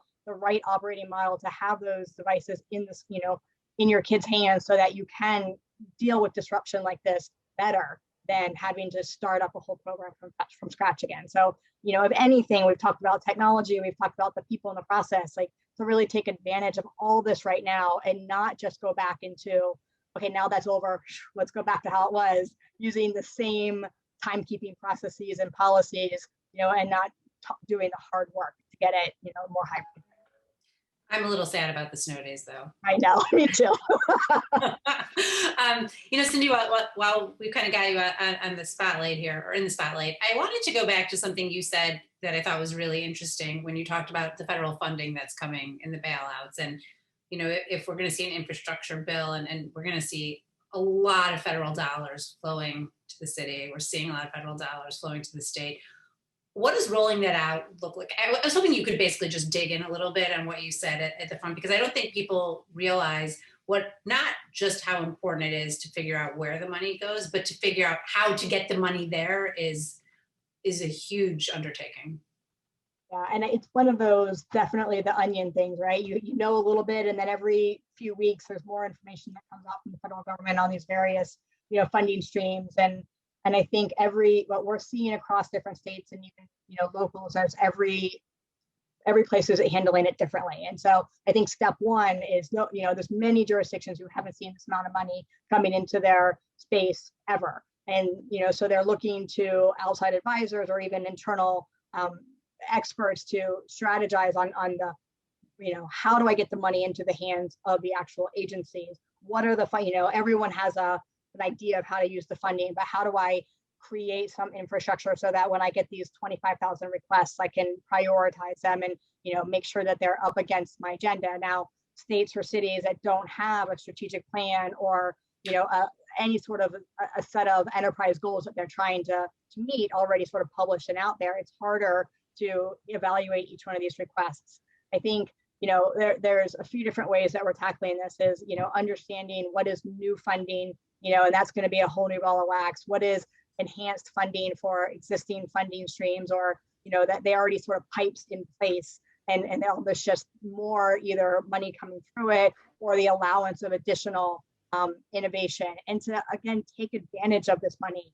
I've seen just over the years, other federal funding that the states and jurisdictions just couldn't get their arms around quickly enough in order to leverage it, and it expired on them. And what a wasted opportunity to create and enhance and modernize your processes and your systems to move you forward. Because one of the things we're constantly seeing on engagements and initiatives is, well, we can't do that because this is in COBOL, and we can't extract the rules from this system, and so we have no idea really what's behind the, what's under the code. And so, really taking advantage of saying where are these barriers. We kind of learned over the past 15 months where the barriers to modernization were, tackling those. Like if you couldn't go virtual for that, don't look at as well, I guess we didn't need to. Look at just like, let's make sure that never happens again. So let's focus some time on that, and not only the shiny front end, which is sort of easier and splashier to get through. Does that help? Yeah, no, it doesn't. I'm curious too, but has anyone else been spending time thinking about the deployment of federal funding? There's two things. The first CARES Act had more requirements of how you to leverage the funding. The America's Recovery Plan has a whole lot less guardrails.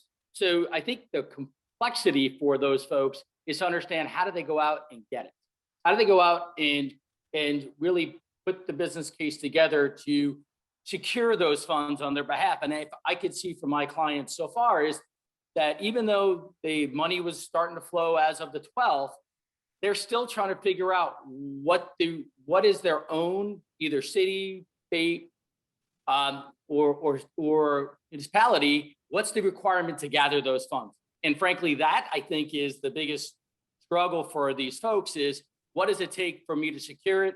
And who set the governance plan up for that? Because there's a whole lot less restrictions in this go around than the first.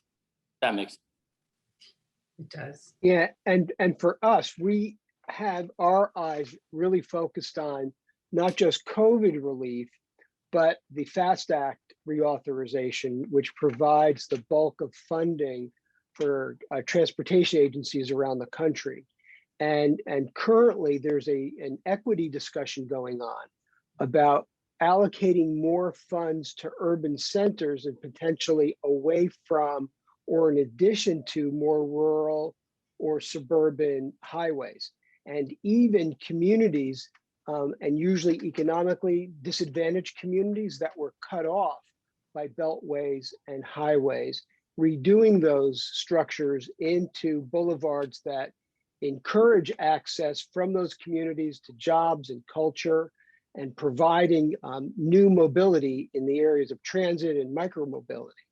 A kind of a new topic that really didn't exist just a few years ago. And Tesla and EVs and AVs sometimes get all the attention, but I think where we can make an impact as a country, and New York City advocating for itself and for other urban centers, is to make sure that all New Yorkers are getting their fair share. I saw a Tesla cab the other day. I don't know if anyone else has seen them yet in the wild, but a yellow Tesla cab really made me feel like I was living in the future. Morgan, I think you were about to say something, and then we have really quickly just a housekeeping. Morgan, looks like you're going to say something, which is great. And then I want to talk for a minute about connectivity with Danielle, because I think I know the commissioner talked about it, so we won't retread, but I do want to touch on that. And then we're going to save, we're good until 2:30, so we're going to save some time for questions. I'm looking at the question and answer box here. You can feel free to send them there, or send them to the chat. I'm happy to kind of navigate that however. So Morgan, to you, then connectivity, then questions, and 2:30 we're done. Great. Very quick point, just a through line of the last conversation. I was reminded of a quotation from a Defense Innovation Board proceeding a couple years ago, and it was specific about DoD, but that DoD did not have an innovation problem. Instead, it had an innovation adoption problem.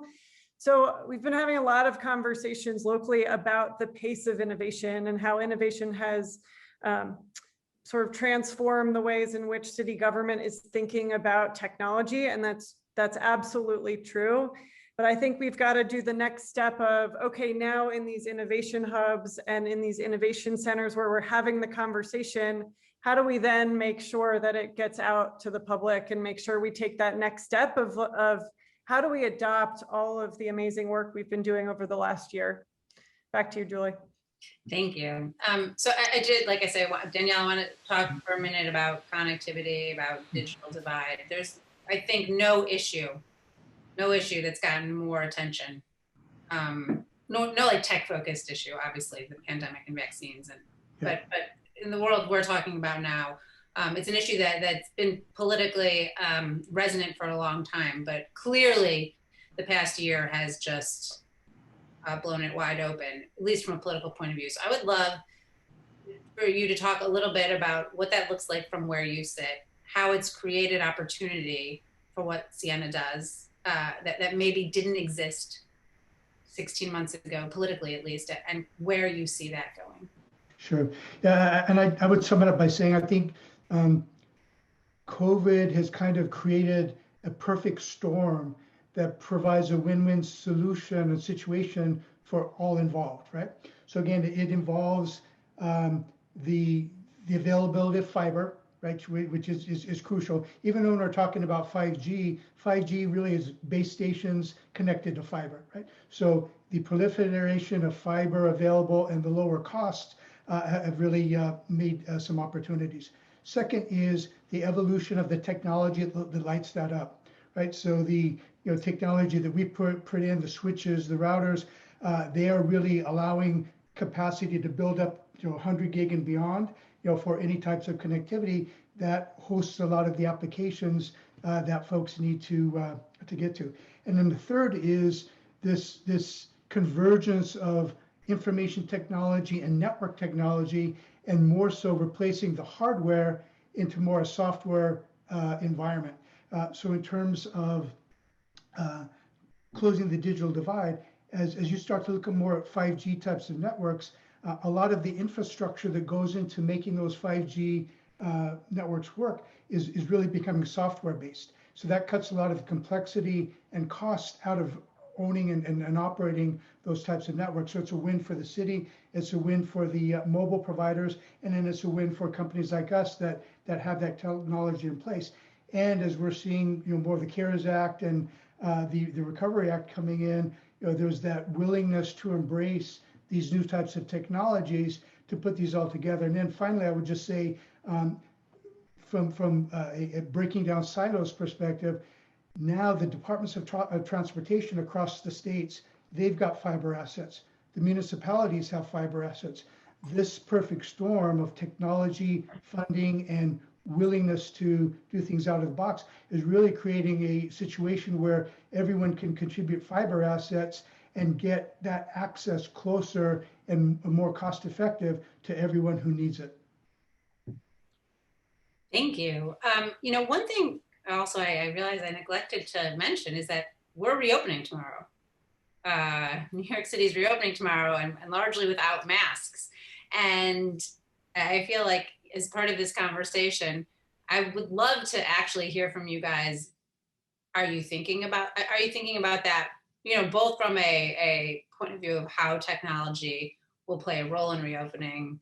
Also, if there's anything you're particularly excited about, I would love to hear that too. And I'll just throw that out to everyone because we only have a couple minutes left. I can start. So one of my favorite things, and I'm a native New Yorker, so I've been in New York for my entire life. New Yorkers are, and we saw this at the beginning of the pandemic too, there's nothing more special than New Yorkers in crisis and the coming together. And it's sort of a sad point, you know, a sad point in time, but it's been sort of this amazing moment again. And you know, if you're in the city post 9/11, very similar feeling then. But there's always that resiliency. And so feeling the resiliency, I think is really critical. I think from, you know, that's like my personal Morgan view of what I'm excited about.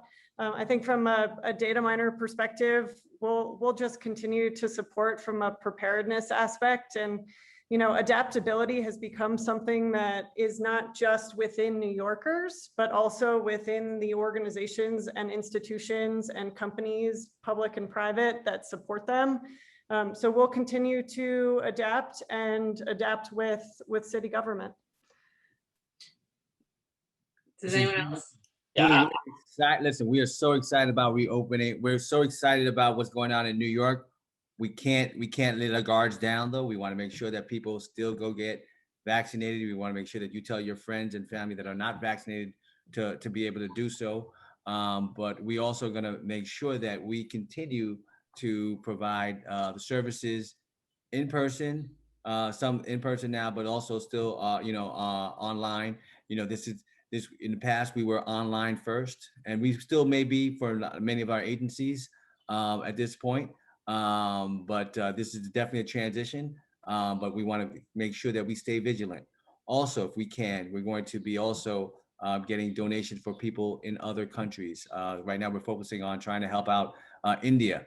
So we're receiving a lot of donations from the community regarding so, but we can't, make our victory lap around, around the course yet. We have to still stay vigilant and stay smart and safe out there.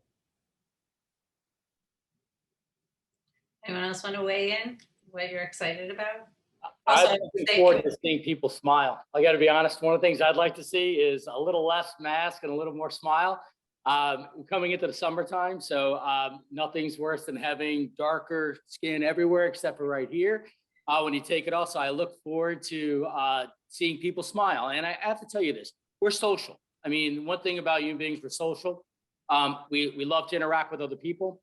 And what you're going to see and what you've seen in the last 15 months really is a lot of people coming together. And one thing that Cordell brought up, which I thought was great, is do we stop providing the level of services that we have with the level of veracity that we did in the last 15 months?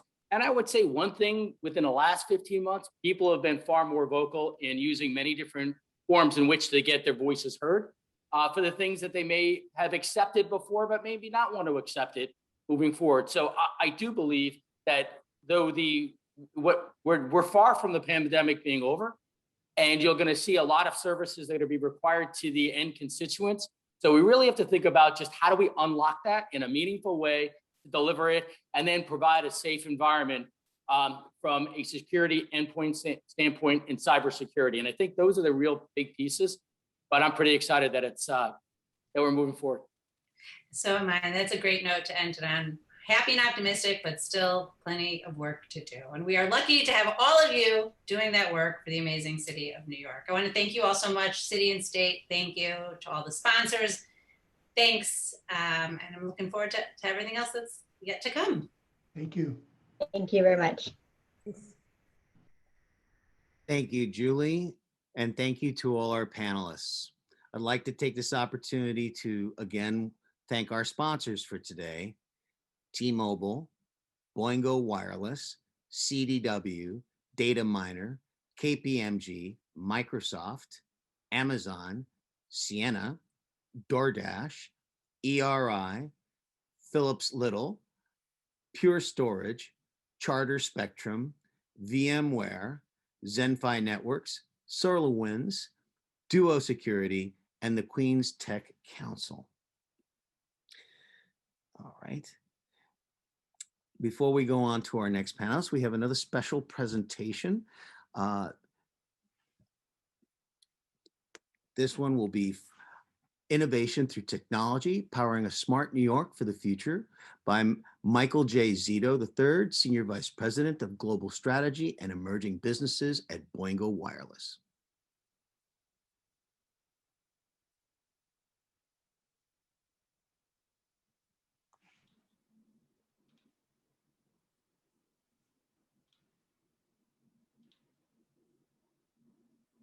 Hey, Ralph, can you hear me? Yes, we can. Go ahead, Michael. All right. Thank you very much. And listen, I just wanted to say I had the opportunity to listen in and, some really, really great comments and thoughts from the previous speakers. So you guys are doing a great job. Appreciate the effort that you've all put into this. And, I think there were some great insights that were shared and look forward to the rest of the day. So with that, I'll go ahead and I just want to thank everyone for joining today's virtual City and State event. I'm Michael Zito, and I'm the Senior Vice President of Global Strategy for Boingo Wireless. I run emerging businesses at Boingo, so I pretty much have responsibility for driving innovation across 5G, CBRS, Wi-Fi, Wi-Fi 6, IoT, and smart cities. And today I'll be presenting how we can really power innovation through technology for the future of smart services. And I think there were some great points made also about the amount of funding out there, and there's a lot of excitement around that because the innovation and the technology and the infrastructure all coming together is really going to drive some positive change. So before we jump into that, let me kick it off by just telling you a little bit about Boingo. Many people know us as Wi-Fi in airports. That's really not who we are today. We are so much more than that. We're a total connectivity provider. We provide managed services across cellular, Wi-Fi, private networks for the enterprises, and public-private partnerships. So you'll find Boingo connecting people not only at airports, where you may know us from, but also places like stadiums, military bases, hotels, office towers, convention centers, the train stations in New York, and multifamily communities. And the networks that we're building reach more than 1 billion people annually. And that's 1 billion, I said. And our business has really evolved to not only connect people, but to connect things and really lay the foundation for what is digital transformation. So, I think this slide says it all. We're a trusted partner at iconic venues nationwide, from the Hollywood Bowl to Soldier Field. And of course, we love New York, right? We have an office in Rock Center. We've got a lot of employees in New York, and we're a longtime proud partner of the Port Authority of New York and New Jersey. We're delivering connectivity solutions at the World Trade Center, Transportation Hub, JFK, LaGuardia, Newark, the Port Authority bus terminal, and in the Lincoln and Holland tunnels. So we do an incredible amount of work in New York, and we're really excited about the opportunity that we have to continue to work with the public sector and the private sector to really help bridge the digital divide and provide equitable services to all throughout the New York area. And again, great team that's committed to really doing great things there.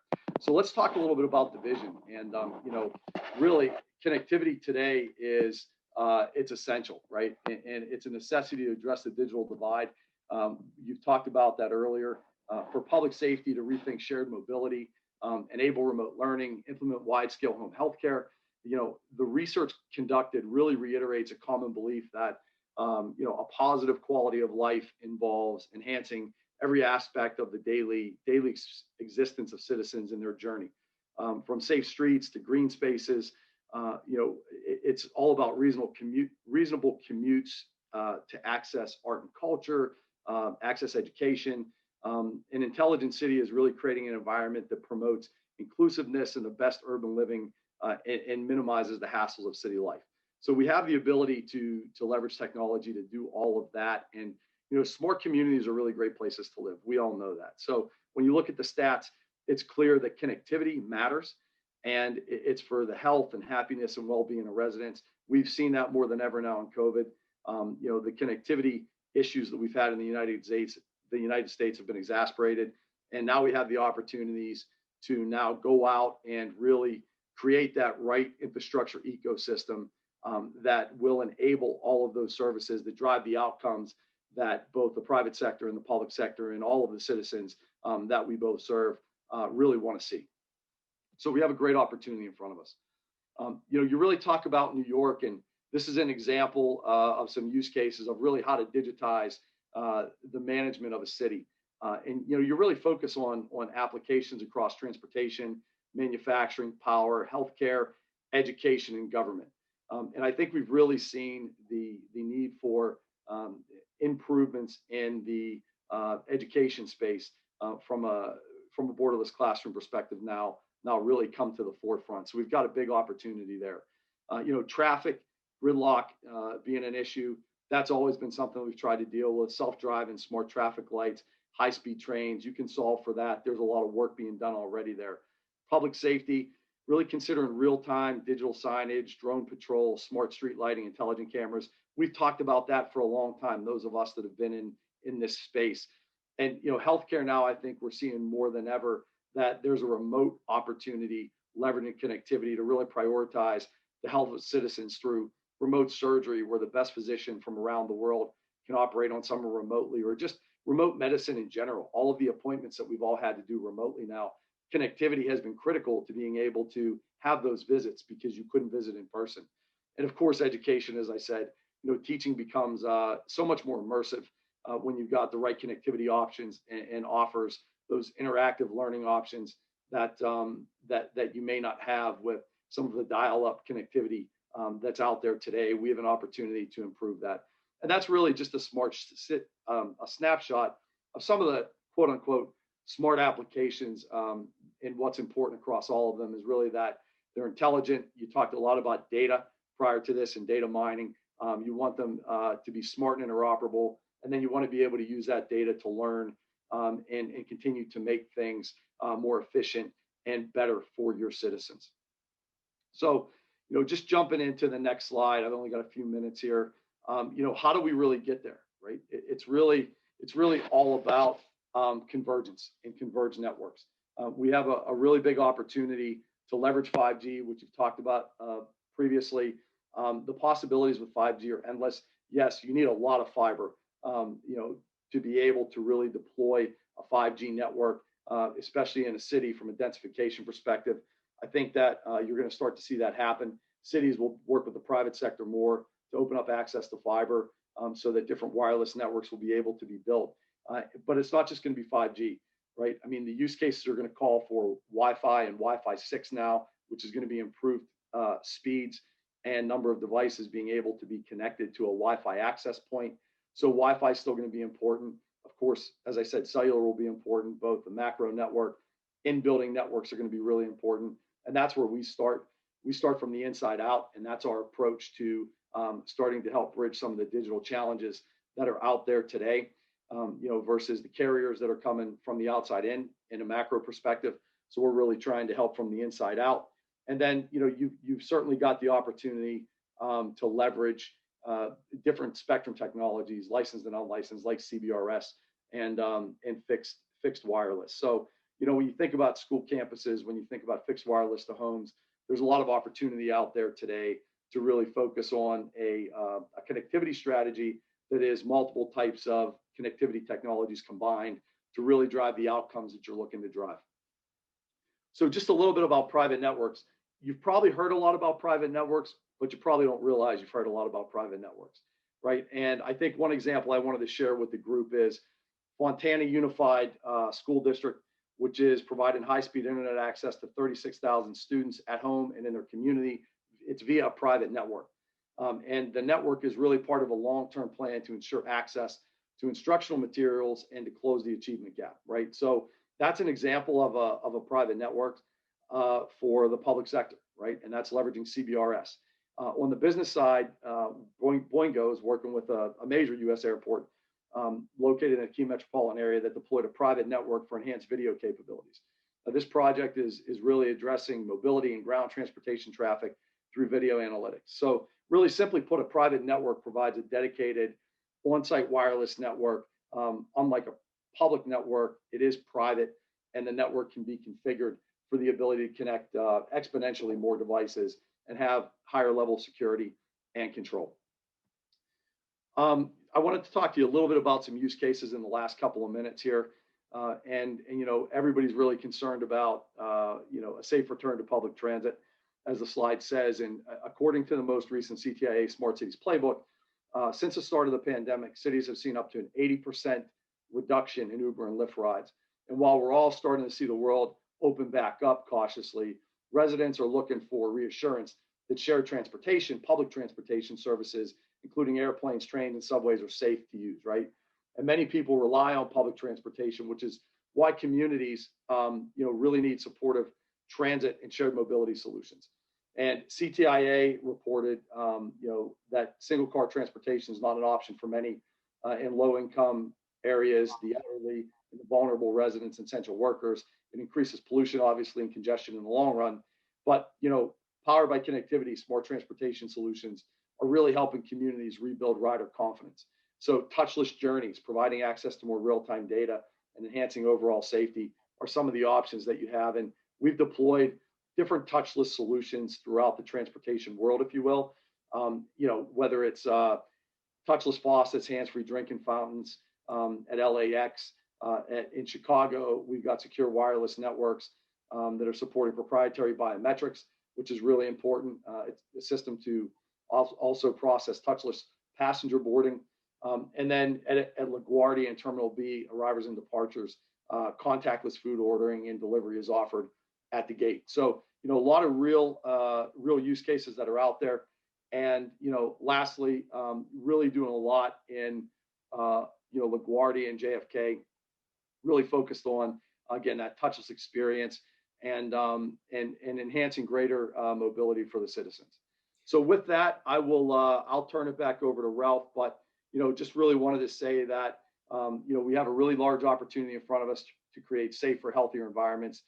We certainly can address the digital divide challenges and help to develop out the concept around borderless classrooms and really capture that opportunity and really help improve the lives of citizens working together, both public and private sector. So with that, Ralph, I'll kick it back over to you. Thanks for the time today. And I hope you all enjoy the rest of the session. Thank you, Michael. And with that, I'll move on to our next program, Using Technology to Secure Our Cyber and Physical Infrastructure, hosted by my colleague, tech reporter, Annie McDonough. Thanks very much, Ralph. Good afternoon, everyone. I'm Annie McDonough, as Ralph said, tech and policy reporter at City and State. I'm very excited to moderate this panel on securing our cyber and physical infrastructure. We've seen over the last few months and last few years, the toll that cyber attacks can take. Of course, the major one right now being the Colonial Pipeline attack, or ones that even show a more hyperlocal threat, like ransomware attacks on the city of Albany or the NYPD in recent years.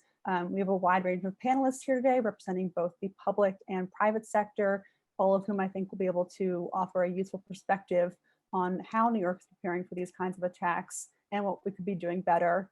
I'll just remind the audience, if you have any questions, please feel free to put those in the Q&A box at the bottom of your screen. We'll try to leave a few minutes towards the end to get to those questions. But for our panelists, I want to start by asking about the landscape of cybersecurity threats today. Why, for example, do we see ransomware attacks happen so often? And what other kinds of attacks, other kinds of threats should we be concerned about? And we can just go around and I'll ask each of you to briefly introduce yourselves as you answer. John Dolan, let's start with you. Good afternoon, everyone. And again, my name is John Dolan. I'm the Assistant Special Agent in charge of our New York FBI field office. and I oversee our technical operations and crisis management here in the New York office. I just will also like to add a thank you to City and State for inviting me and the FBI. Really happy to be here. I think it's an important forum, so glad to be here and looking forward to the rest of the discussion.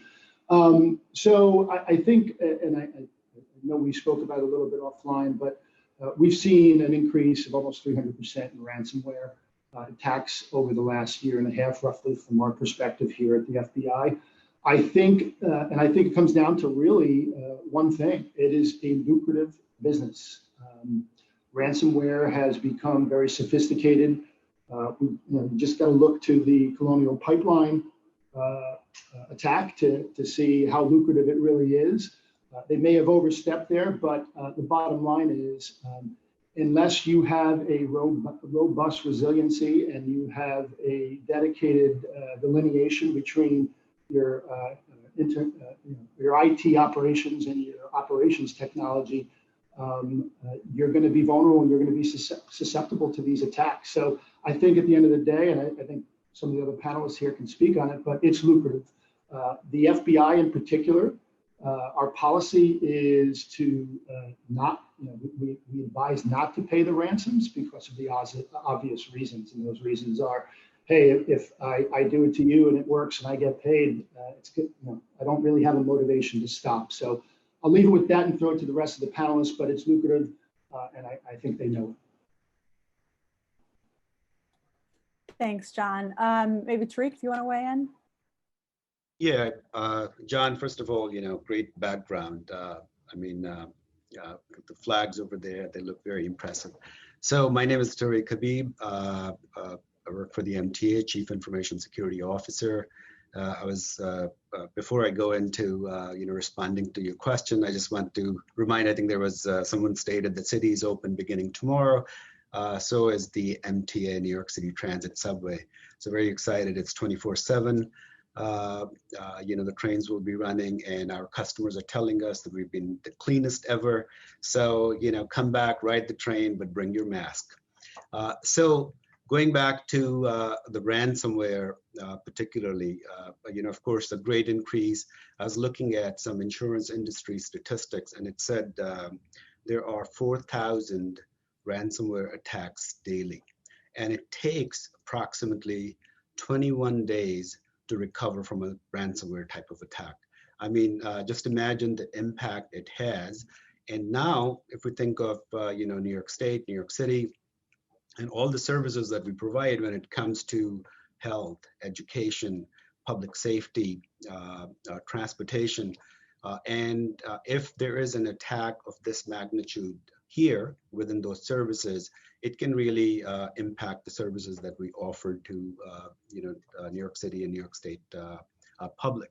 So very important to keep that perspective in mind. And from my perspective, another thing that concerns me, and again, this is not MTA's point of view, this is my point of view. Really, when we look at the thousands and thousands of businesses that are within the New York State area, we have large businesses, small and medium. But we've noticed that generally larger businesses do have cybersecurity teams and staff, and they are better, capable of defending it. But really, when it comes to small businesses and the medium-sized businesses, generally the teams are not there. The cybersecurity teams are not there. And this is where I think a lot of work needs to happen. There should be a campaign to maybe raise awareness, and certainly, what the FBI is doing, NSA is doing, CISA is doing. I wish that these smaller businesses particularly are aware of various services they offer so they can improve their defenses. Thank you. And from our other panelists, I know that we're not just talking about ransomware here. I know that there are other kinds of threats we face. John, maybe could you weigh in on that? Sure. I'm John Shigarian, the executive chairman and co-founder of ERI. ERI is the largest electronic waste recycling company in the United States and hardware data destruction company. Thank you again, Annie, for having us today in City and State. We've been a proud member of City and State for years and participated in these very valuable panels. We've also had the City of New York contract for the residents in terms of recycling and destroying the hardware that the residents produce since 2013. But most cybersecurity discussions center around software and software solutions. And when you turn on CNBC or Bloomberg or read the Wall Street Journal and New York Times, most of the solutions and most of the business unicorns are in the software space.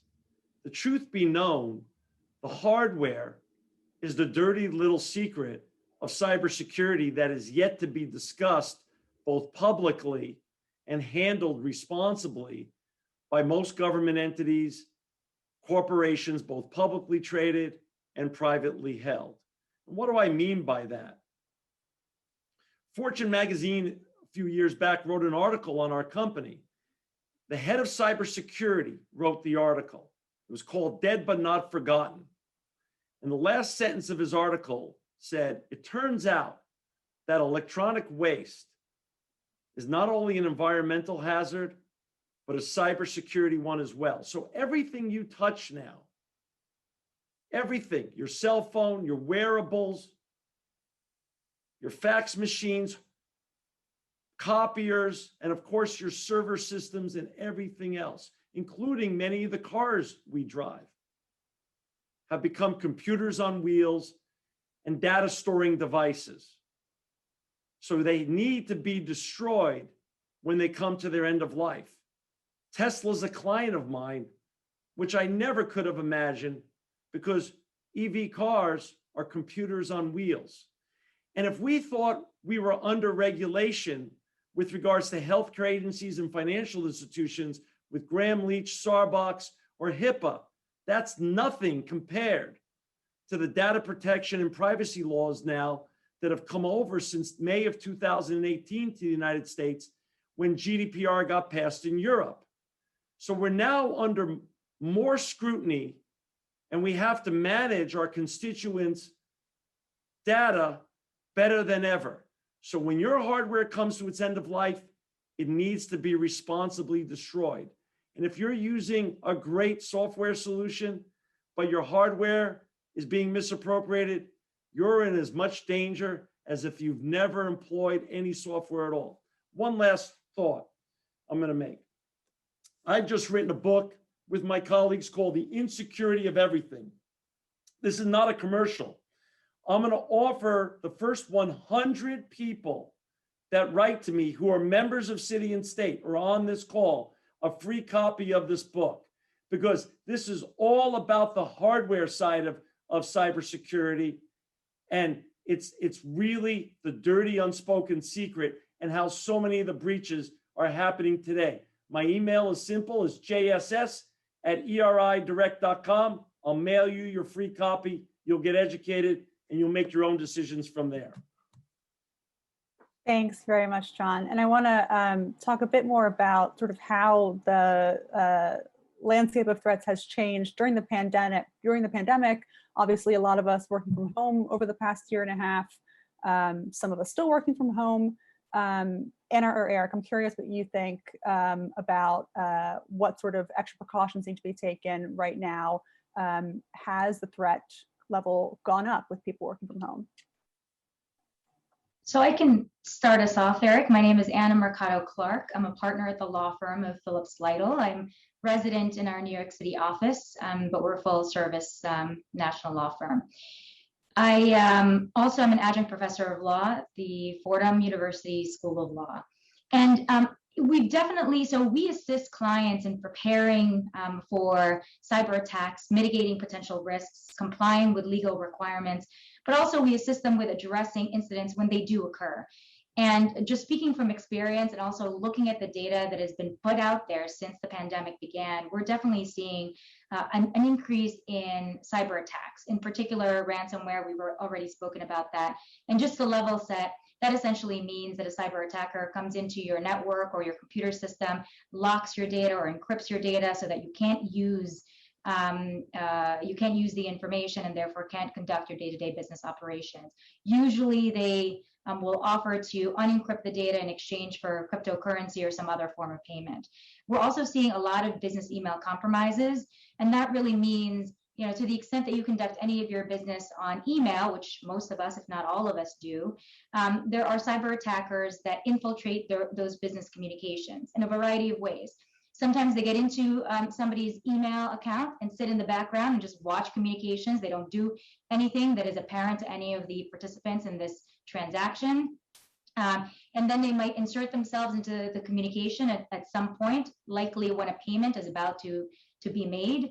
And they can provide different instructions as to how that payment would be made. And so they redirect the payment to an account that is controlled by the cyber attacker as opposed to legitimate bank accounts. So we're seeing that a lot.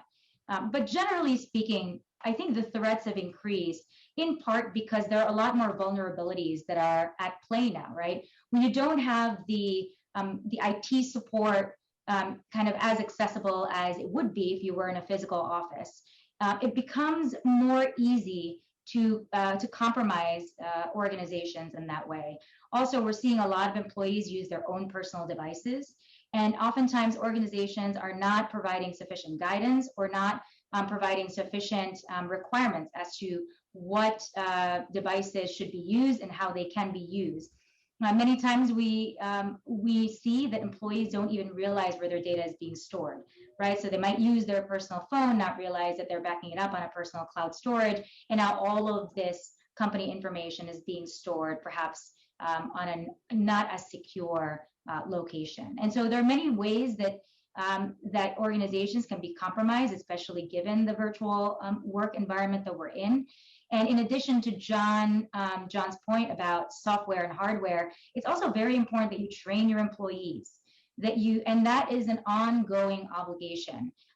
Look at what the threat landscape looks like and make sure that they are staying vigilant, provide them with information on an ongoing basis as to what those potential risk vectors might be and how they can avoid them. And then, of course, when something happens, have a plan as to how to mitigate the incident. And Eric, I want to hear your thoughts. I want to get to more of the sort of responding to these attacks portion as well, but want to hear your thoughts first, Eric. Yeah, so hi, Eric Simon. So sales strategist for public sector for Pure Storage, as well as sales leader. So when you think about what Anna just talked about and what hit on was, it's no longer just a physical infrastructure now that we're all working from home. It's all the apps that are in a multi or hybrid cloud environment. So how do you secure the overall data layer that everyone now has access to?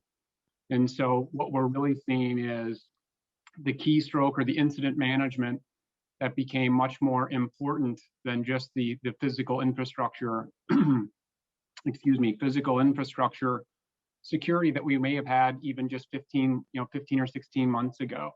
So how are we optimizing for the use of an SIEM tool set, right? Or are you even performing an active backup and or recovery options? So if you think about the Colonial attack that just took place, yes, they paid the $5 million, but they also found out that the encryption was so lengthy and time consuming, it was easier just to go to the tape backup to go restore it. So you think that takes an additional week, right? And so when you think about a business just overall, it's incredibly important that you have a strategy in place to not only secure the physical infrastructure, but also through a multi-pronged approach. Thank you. Are there other, other thoughts on sort of what we could be doing to respond to some of these threats, or on sort of the different landscape we're working in during the pandemic? I know Tariq mentioned, our last panel mentioned, we're going back, we're opening up a bit, returning to offices. So to some extent, we're going back to a little bit of normal. But these were threats before the pandemic. We saw ransomware attacks on local governments, hospitals, school districts. So anything else on what small businesses, for example, what local governments could be doing to better prepare or respond to these attacks when they happen? Sorry, Tariq, go ahead. I'm going to go technical now because you mentioned the small businesses part, and one thing that we've noticed just really reading about the breaches and incidents.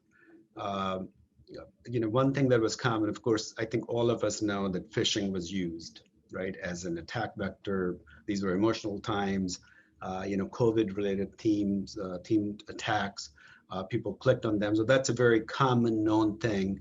And a lot of organizations paid attention to add some controls there or defenses there. One fact that's not shared is really because everyone was working from home. So as an IT person, the first thing I'll do, I want to make sure people can, and remote desktop protocols were enabled, facing the internet. So the general statistics when it comes to RDP, the term we use over here, is that as soon as it is open on the internet, it takes the adversaries about 90 seconds to detect it. And the next thing that happens, they start attacking that port to get the username and a password. And that exposed a lot of smaller, medium-sized, even larger organizations to attacks. And the second part is that could have been prevented was really the two-factor part, right? I mean, if people still do not now who are participating in this two-factor, then we are in trouble. So RDP is open, it's single factor, your password is compromised, there is no second factor. You essentially left the door open and now your organization is compromised. So certainly, there is some work, some awareness, even on the organizations, IT departments and IT security people to make sure that, their systems are tightened up on their end as well. And Annie, as Tariq said, we all moved home quickly without a lot of notice. So then what started happening is your business hardware and software started becoming also used for your personal, and your personal started crossing over into your business. And sometimes your personal hardware and software systems didn't have the requisite protections that are necessary when things are done in a more orderly way to protect your constituents of the company or government entity you work for. And again, it makes it easier for the bad guys to take advantage when lots of confusion is happening in a very short time period. So again, mixing your old hardware and your at-home hardware with your business hardware, and then cross-pollinating the information that's on both of them was a recipe for disaster, which started to happen. I'll just add that the size of the company is not necessarily indicative of whether the company should employ cybersecurity measures. For example, the New York SHIELD Act, which amended the New York Obligations Law, requires that organizations take reasonable precautions in order to protect their data systems and their data. Specifically, that law states that even smaller companies are not necessarily excused from complying with the requirements. What it does say, however, is that the determining factor as to whether what you're doing is reasonable is going to be commensurate to your level of sophistication, the amount of money that the company generates, and the size of the company. So that's an important thing to note. And the potential risks are not only relative to whether you can conduct your day-to-day business, but you face legal risks, right? Because there are enforcement agencies and government agencies that might look into your practices. You might also face risks with respect to your consumers, your employees, as well as your business partners. And so it's a very important issue. Unfortunately, many people don't think about it until after something has happened. So the question is not if, but when, and so you should really be planning ahead. And I'll just also, to Tariq's point as well, what we've seen, the most common infection vectors have been those email phishing campaigns, the RDP, and then of course software vulnerabilities, which we all are aware of. But just wanted to make sure I threw that out there as well, confirming that. Thank you. Oh yeah, please. I was just going to say, I think one of the other things that I guess we as city and government customers and private sector need to work better on is it's no longer just about delivering the hardware, the infrastructure. It's about really what it should be about is delivering an RTO or an RPO SLA to your particular agency, right? Because that's really what matters. So if there is an outage, there is an attack, a DDoS attack, or some kind of malware that creeps in, it's incumbent upon us as a partner in private sector to deliver, the proper return to operation, or what performance can we deliver back to that agency. And I think as customers like the MTA and others that are here today, that's what they should be asking for in a good partner. Got it.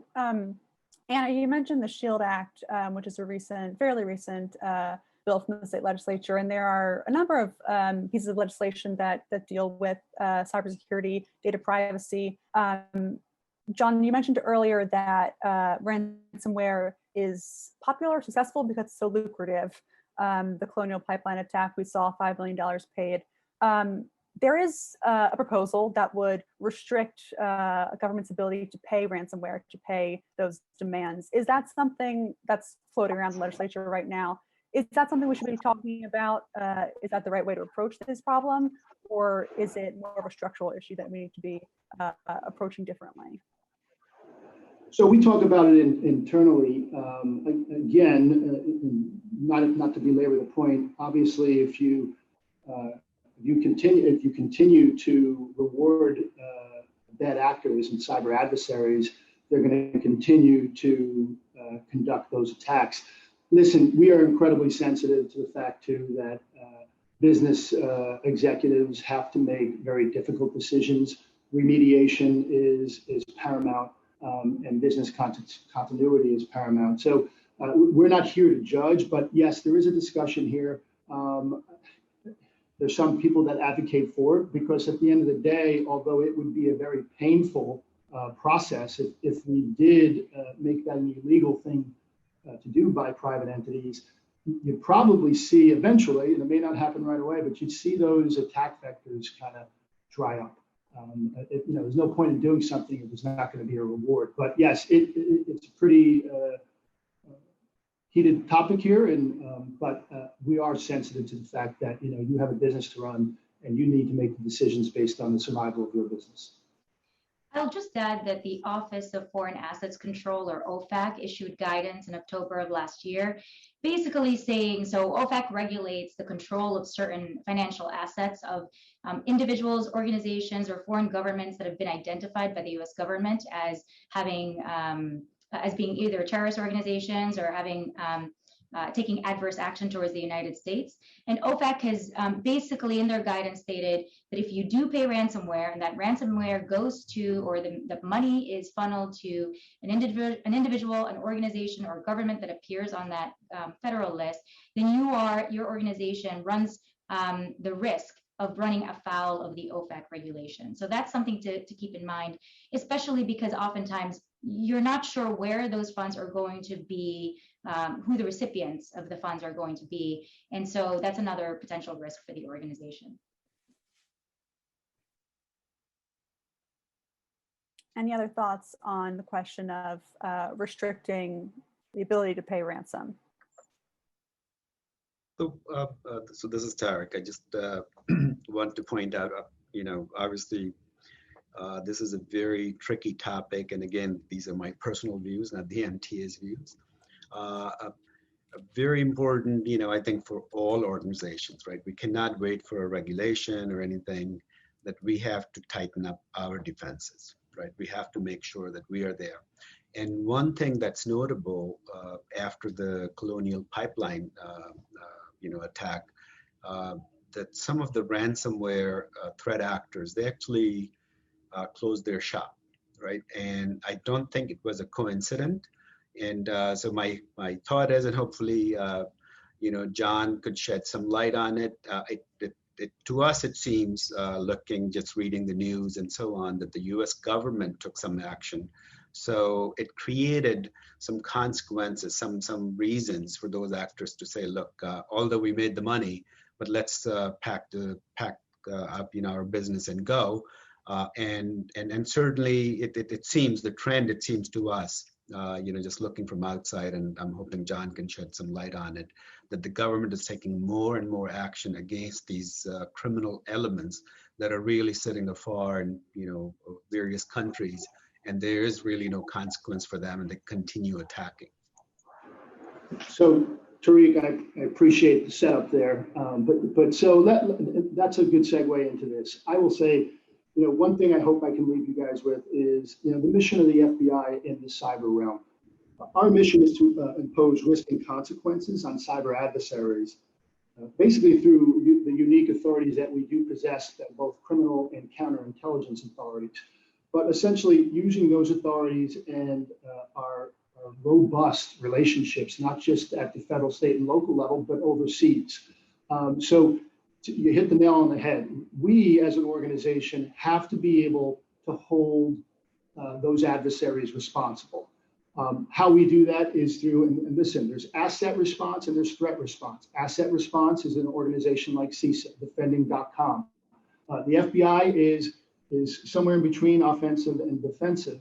But ultimately, our job is to, as a threat response entity at the federal level, is to respond to those intrusions, investigate, apply attribution. And once we apply attribution, to be able to leverage the different relationships we have, not only here in the United States, but also with our overseas partners. Some of those responses essentially would be indictments, arrests, red notices, leveraging our partnerships at the federal level, diplomatic pressure, and then where appropriate, and you may see this from time to time pop up, but cyber operations against those adversaries, whether it be through DoD elements or if it was here in the United States through our own response. But ultimately, there needs to be an understanding by these adversaries that there will be consequences. I do, with that in mind, I just want to segue, how does the FBI affect here in New York City, and how can we counter the cyber threat locally? The FBI has field offices all over the country, right? We have one here in New York in downtown Manhattan, where I'm speaking from here. We have what's called our National Cyber Investigations Joint Task Force. They are located and reside in each one of our field offices. It's made up of local and state partners, law enforcement agencies, NYPD, the New York State Police, and at the federal level, other agencies such as the Secret Service, state, and have at it.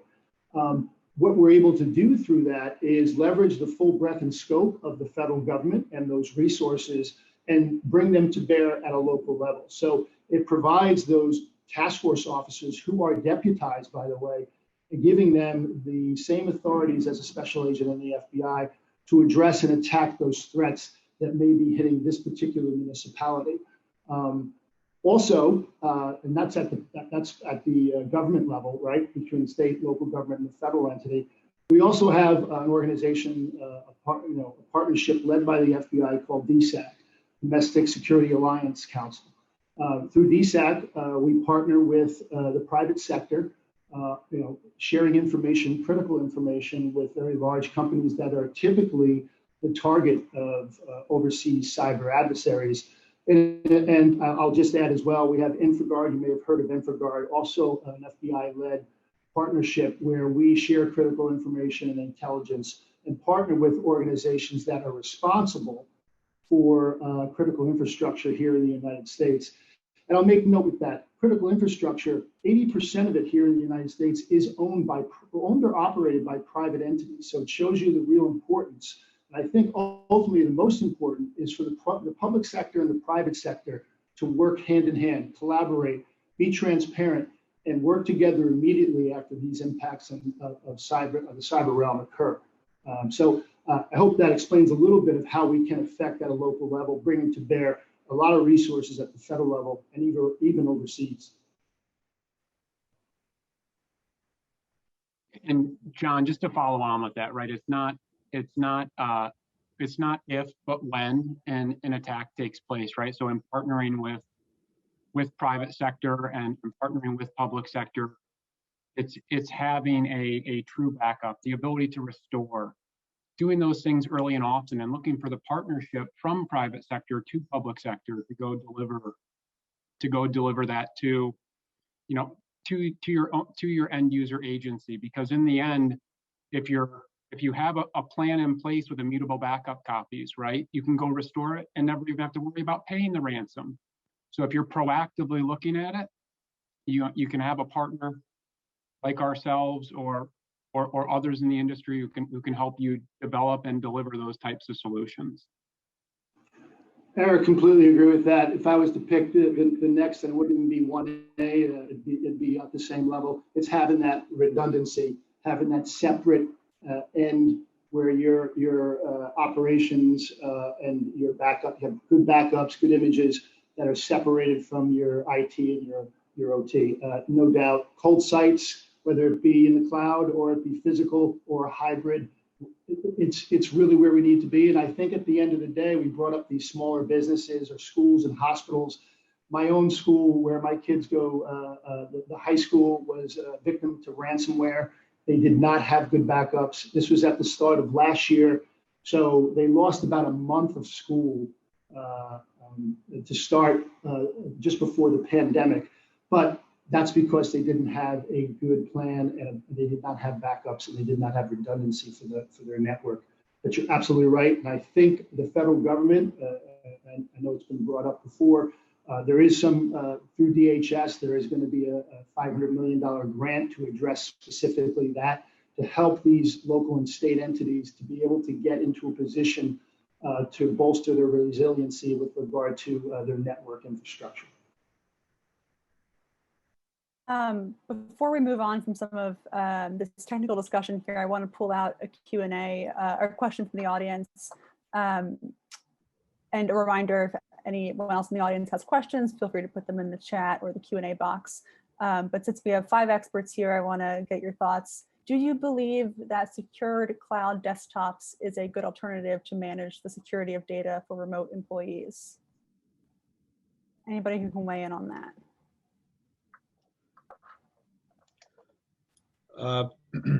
So, you know, my view is, I mean, answer is yes, but just to say that you have a secure cloud desktop in the cloud is going to secure you is not the answer.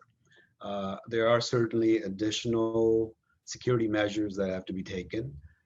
If you're connecting to that secure cloud desktop using a single factor, right, just a username and a password, it's going to fail. So, you know, starting with it has to have those data, you know, the authentication controls in place, something very fundamental and basic.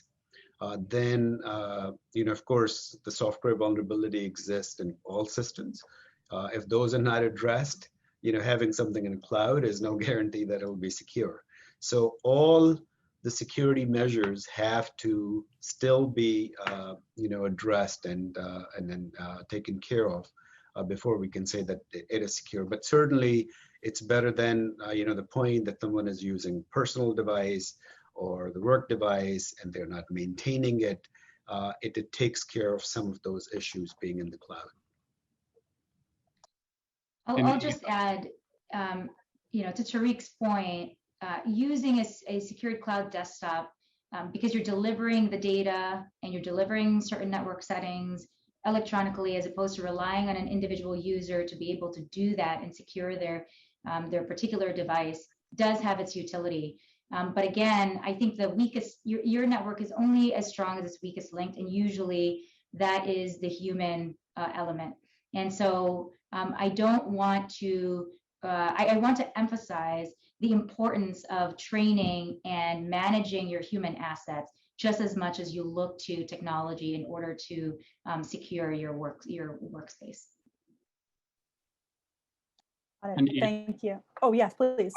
I was just going to kind of pile on with what Tariq and Anna just said, and that was really, it needs to be a multi-layered, you need a multi-layer approach to security just across the board, because just having a secure cloud desktop doesn't make it nearly as secure as if you're asking your employees to change your password every 30 days or 14 days, just simple basic responses. Thank you. John, you're mentioning, a school district that didn't have those backups in place. I can imagine that is, and can know that that is the case for a lot of school districts, small businesses. To some extent, I believe it is an issue of funding. I'm wondering if some of you can talk about sort of what resources are available from the federal government. Do state and local entities need more help in that regard? And sort of how can we solve the resources and funding aspect of this problem to ensure that we're talking not just about responding to these attacks, but preventing or having those backups in place, for example. This is a tough question, right? I mean, my point of view is, I'm not aware of if there are some resources available where help is offered financially to small businesses or other businesses. I'm sure there are some federal grants in that respect, maybe Small Business Administration. I'm not aware of it, but at the same time, working with CISA, Department of Homeland Security, of course the FBI, and NSA as a consumer of their services. I know that they provide tons of services to everyone, right? It doesn't matter if you're a small business or a large business. They can come in, they can look at your system, they can tell you, these are the issues and problems within your system, and then you can take some remediating, steps and actions. So in general, I think there is, from my perspective, currently there is not a full awareness at a smaller business level that look what help is available to them and how they can use them to improve their own cybersecurity. But at a personal level, I think some things are fundamental and basic, right? If today you're not taking care of your, let's say, computer, you're not updating it regularly with patches and updates, if you do not have some basic, detection and response EDR type of system, meaning antivirus firewall installed, then there is going to be a problem. So I think some expectations are there. It doesn't matter if you're a small business or large business, you have to have, the first line of defense, right? Take care of the things that you have and then really tap onto additional resources that are offered by Department of Homeland Security in New York State and leverage those. Yeah, Tariq's absolutely right. Start with the low-hanging fruit. What are the things you can do? Are you storing your data under lock and key? Are you using the appropriate software? And even if you're using, let's say, not the most expensive software, are you aware of what the settings are that are available to you so that you can maximize the protections that you can use to protect your data? The other thing is think about risk mitigate or assignment of risk, right? So there are already laws on the books that require vendors who work with certain types of organizations to comply with certain cybersecurity requirements. One that I think of is the New York education law, section 2D, has very stringent requirements for third-party vendors who are supplying services to primary and secondary schools in New York State. And so to the extent that you use third-party service providers to help in providing your services, think about whether you can assign at least some of those risks to them by asking them to comply with certain requirements, asking them certain questions so that you have an understanding of how they're protecting your data, and in that way also maximize your spend on third-party vendors because you want to make sure that you're getting the most protection for your money. That actually gets to, we have a few minutes left here, but that gets to a question from the audience and something that I've discussed with you all before, which is how do public agencies and departments manage security and privacy concerns when it comes to sharing platforms with private companies or using software developed and controlled by private companies? That's the audience question. But I know that President Biden recently signed an executive order requiring a certain baseline level of security standards for federal contractors or for all software, I believe, sold to the federal government. Is that something we need at the local level? What other ways are local agencies and departments managing this risk? So in addition to the law I just mentioned, the New York City Department of Information Technology and Telecommunications, or DOITT, already actually has put out certain policies and requirements for vendors, employees, and other participants in their network and their data. So it's important to already look at what's out there, because I think depending on your industry and depending on the type of services you provide or product you create, you might already be subject to some of these requirements. Yeah, and I want to add, about this executive order. I mean, obviously, this is very far-reaching. Some things that really excite me in a way is that there's one provision that's referred to as Energy Star Rating. It's a pilot program. They're going to look at the companies and say, look, your security posture is such and such. So as an example, if Microsoft is there, I'm sure they will do everything to be the top company. They don't want to be at a low end of that's a star rating. So this is really going to push many of the companies who have not, or some of the companies, however you want to look at it, that they haven't done their part. SolarWinds being as an example. I know they're one of the sponsors here, and I'm sure they've done a lot since then. Number two, what's also very interesting is really a software bill of material. That's very important. That has been a huge concern for us, because when we work with companies as a consumer of their software, we really do not know what did they put in, where did they get the software, where did they get the components. So it's very much like I go to a health store, I pick up this smoothie thinking I'm going to drink something really healthy, and then I look at the label and it says it has 62 grams of sugar. So, health store, 62 grams of sugar. Same thing now with the software companies. If they're going to attach, and this bill is going to force them to provide that information to public, federal government this way, we'll see it. It will tell us that what software components they're using, their own, third parties, open source, all those libraries, and this will create that transparency that will help us, have more secure systems within our environment. Got it. I think we have time for one more audience question here. There's a lot to cover, I know, on this topic in a short amount of time, but thank you all for getting to a lot of it as best you can. Final question here. As a private sector organization, in this case, a cybersecurity solutions vendor, how can we engage with state and local agencies better to help them with their security plans? I don't know, Eric or John, having been in this position, if you have any advice for this company. Yeah, sure. So for me, just advice overall is make sure you're meeting pretty frequently with the Do It team. So Tisch's team, who was the keynote speaker today, they are very open and transparent with kind of the new go-to-market strategies that they may be working on. Also in Tariq's case with the MTA, the BSC is the shared service provider kind of across the board for all the MTA agencies. So continuing to just actively engage them on your products, your solutions is always, it's always time well spent in my eyes, and we've been ultimately very successful in doing it that way. Got it. Thank you. I have Ralph here ready to move us along to the next event, but I want to thank all the panelists, everyone in the audience, but all the panelists for joining us today. It was a great discussion. I hope we can continue it later. Thank you, Annie. Thank you. Thank you. Thank you, Annie. Thank you to our panelists.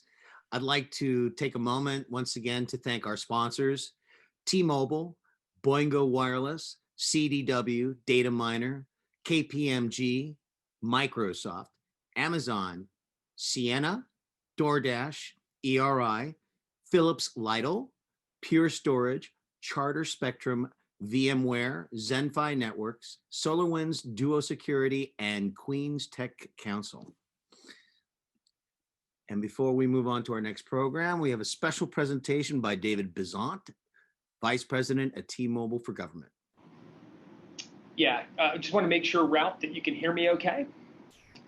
All right, wonderful. Let me see if I can share my screen here successfully. And if you guys will let me know if that comes up for the group. Do we get full presentation mode, I hope? Looks good. All right, wonderful. First of all, I can't wait until July 1st and to get out from Park City, Utah, by the way, and come and see all of you out in New York. You have such a tremendous leadership team. Commissioner Tisch, so many of you make such an incredible impact and really are the world's pace setters in terms of technology. I'm David Bezant. Just by way of introduction, I head T-Mobile's U.S. division for public sector. And a big part of my job is working with agencies like, groups that you just heard, with Department of Homeland Security, with many large federal agencies, with state, city, county, K through 12, and higher education groups all across the U.S. We're really honored to have a few minutes to be with all of you today. And I really just wanted to highlight one of New York City's fine agencies, which is the New York City Department of Youth and Community Development. The good and impactful work that this agency is doing on behalf of the residents of the city, the challenges that the pandemic presented to them, and the partnership between DYCD and T-Mobile for Government, and really how that helped keep them connected and up and running throughout the pandemic. It's amazing to think that DYCD serves 340,000 New Yorkers every year. And I know many of you are fully aware and familiar with their great work and what they do. And they're providing high quality youth and family programs. And some of the people that they're serving are vulnerable and really count on these programs. And so 2020 really presented some big challenges there. DYCD's mission, and I know that you're likely familiar, but just in case you aren't, excuse me, I got a little frog in the throat, is to alleviate the efforts of poverty. And that mission became more important as the pandemic set in, and many people, kids, and adults were having different challenges. DYCD provides high quality youth and family programming to all age groups. So, no matter where you're at, this is a place that you can come and connect within the community and work on things that are important to you. These programs include after school programs. One thing that's really impactful is the community development programs, family support, which all of us know how critical that is with different family situations and different circumstances.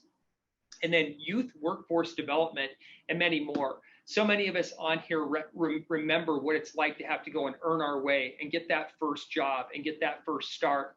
And DYCD is an incredible example of what right looks like within those environments and preparing the next generations for that effort. Some of the programs that they offer also include the Summer Youth Development Program. The acronym on that is SYEP, and that provides comprehensive career building assistance for young people from ages 14 to age 21. And it offers more than 70,000 jobs annually. If you can take that impact in, just tremendous community engagement and tremendous work. DYCD has an advanced and earn program, which offers high school equivalency, otherwise known as HSEs, and test preparation and training within trades. And trades are becoming in short supply. And so again, a very, very critical element, as many of us know who have tried to do home improvements or other types of things. And there needs to be a workforce to fulfill very well-paying roles and very critical roles in terms of societal impact. The impact that these programs have on residents of New York, really, they can't be overestimated. The quote from DYCD Chief Public Information Officer Mark attests to how the SYEP program has been instrumental in giving many young people their first job, and it's critical in gaining skills and experience to their future workforce. And that is what they pride themselves on. That is the mission. You can see from this buildup why T-Mobile, the 40th largest company in the United States, is really proud to have been a small part of some of the efforts that they put on and help out during the pandemic. As a result of the pandemic, DYCD had to overcome some of the problems that their staff faced.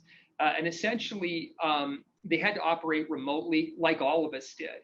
All of us went through huge transformations, but serving this many members of the community and having those community members be able to connect to them and they be able to connect to the community was a real challenge. They were kind enough to allow T-Mobile to partner with them. And T-Mobile was really proud because we were just rolling out the very first of the combination of our new company, which combined Sprint and T-Mobile USA into one new supercharged company. And we had 5G 5th generation spectrum that was really powerful and really great network speeds that we found were helpful in video connect and other things. DYCD was able to double the number of smartphone connections that they could roll out to the staff. And while they did that and doubling that, they were able to cut their costs down by 40%. And that was something that we were really proud of T-Mobile, that we could come and contribute to something that we felt was really, really important to the city and to the community, and make sure that they could get more and do more and connect more people for less. And we also wanted to make sure that they had truly unlimited high-speed connectivity in that process, while doing some of those cost-saving measures to make sure that budgets weren't ideal, within those circumstances, that they could, ultimately help out those communities.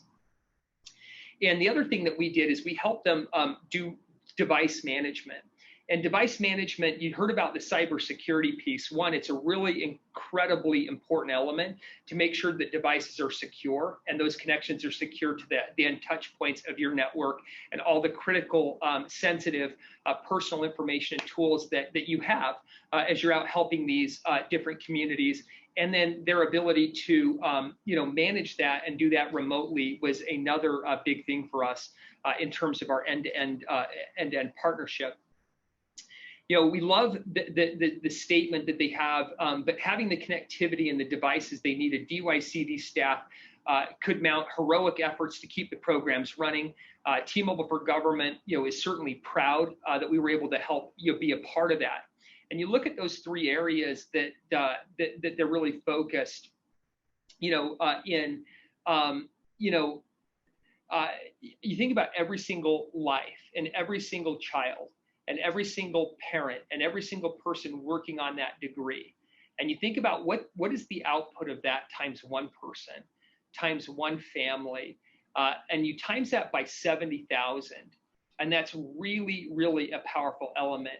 And New York has something that's unique that most places in the world cannot match, and that is culture, its reputation, and its scale of how many people that you have and that you're serving. And so, we look at the three different programs that had been developed and connecting those programs, deploying connected tablets to support the summer youth program, and that included its Hats and Ladders initiative, and that's taking the kids that were age 14 to 25 and giving them tools that they needed to both search and apply for employment. And that's an effort that we're so proud of to lock arms with DYCD on. DYCD also used their telecom budget savings. They created new programs for distant learning, like learning labs. They took initiatives that started in September of 2020 and provided free childcare options for children that were in pre-K through 8th grade, who are also enrolled in a blended learning model. And Learning Labs provides art, education, recreation activities, tutoring, and emotional support to students during that critical window. And we all know the challenges of feeling isolated in an apartment, or what that does to emotions and psyches. And that's a really impactful thing that DYCD did. And then DYCD also teamed up to create Learning Bridges, which provided remote learning opportunities for children in the pre-K through 8th grade by providing students with tablets and laptops. and services that were there and that were associated. So I just wanted to take a minute, and I wanted to just tip our hat to the great work that New York City Department of Youth and Community Development did. I want to thank them for letting us be a very small part of their otherwise incredible impact on New York. And just wanted to thank all of you for all of your engagement and effort, both with New York DOE, with the City of New York, and just so many other agencies and the opportunities that we've had to work with all of you and serve you. And so thank you for the time today. Thank you so much, David.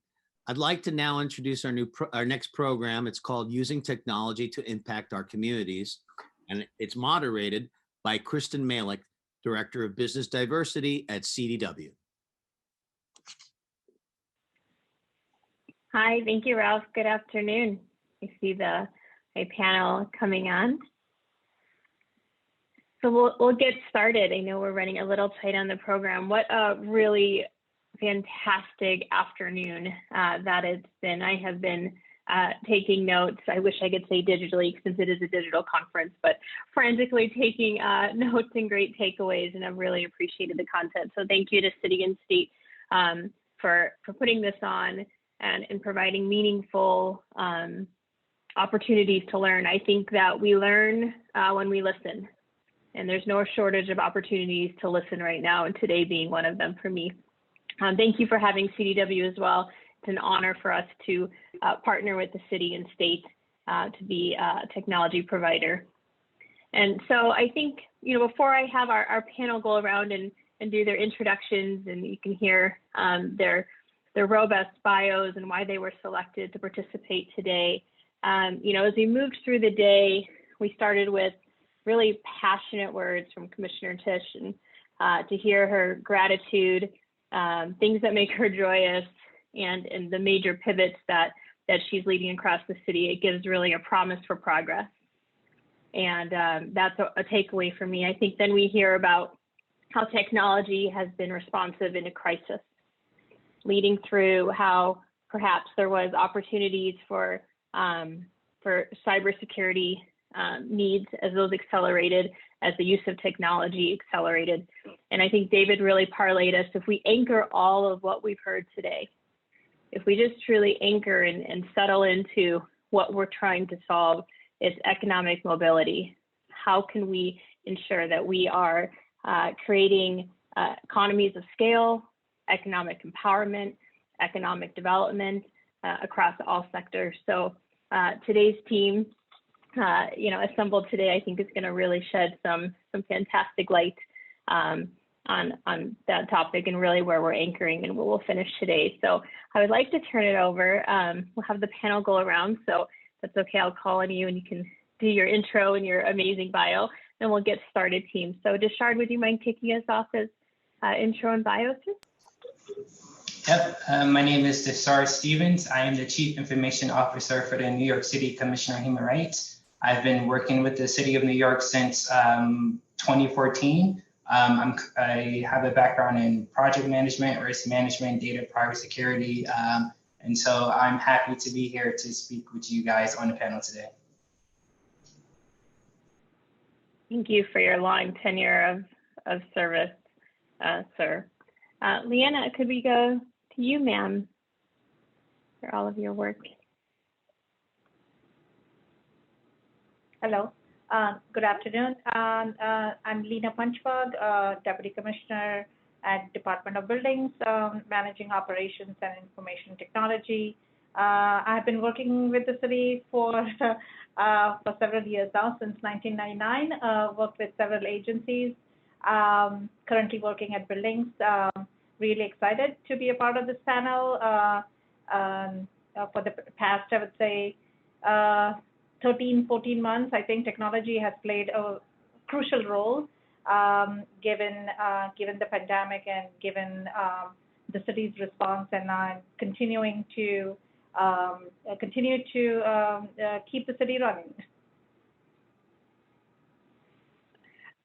Such simple words, but the weight of the city, keep the city running. Thank you, and we're looking forward to hearing all of the cross collaboration that you'll share today with our time together. I think Patty, you'd be able to share. Good afternoon, everybody. Thank you for having me. My name is Patty Bayros, and I am the CIO at NYC. And I've worked for the city for almost 22 years. And I've worked for ACS, Children's Services, and Do It. And now I've been at NYC for just about a year. And I'm really excited to be on the panel because I love nothing more than talking about sort of outcomes for communities and residents. And that's something that I'm excited to be working on now. So thanks again. Thanks, Patty. Welcome. I love that you shared outcomes, right? We're having catalog activity, but we have to expect outcomes as well. So looking forward to digging into that as well. Victoria, you mind hopping on? Hi all. Thanks for having me here today. My name is Victoria Lambert. I am the Chief Revenue Officer and founder of Zenfi Networks. We are a mobile infrastructure provider of fiber optic networks, wireless siting, and network edge co-location here in New York. And what that means is we provide underlying infrastructure to support mobile and wireless networks in and around the region. I'm very proud to say that we're homegrown. We started the business in 2014 in a small office building down on White Street in Chinatown. We've since grown the business to over 1,300 miles of fiber optic networks. I installed over 2,500 wireless sites, are in over 40 data centers, including a handful that we've deployed on our own, our first being in Long Island City. So this topic has a lot of meaning to me personally, being from the area, and also to us as a company, because we consider ourselves kind of the homegrown and go-to provider of infrastructure in the city, and talking about what the city needs to support these future technologies is near and dear to my heart. So looking forward to the conversation. Thank you. Thank you so much for being with us. I have to admit, I was thinking of you during the opening keynote from Commissioner Tisch when she said her priorities, digital equity, 5G. And so my mind went to you and all of your work. Okay, and to round us out, Brittany. Hi, thanks so much, Kristen, and thank you so much for having me here today. My name is Brittany Gronke, and I'm the Director and General Manager of the DoorDash Drive platform that focuses on partnering with government and nonprofits. What that means is that we utilize a white label DoorDash technology to be able to provide last mile fulfillment for government agencies and nonprofit organizations to be able to provide greater access to last mile fulfillment solutions. And what that actually looks like in a day-to-day basis is we partner with, for example, the New York Department of Education to be able to provide meals to medically fragile students who may not be able to go to the school to actually receive their food.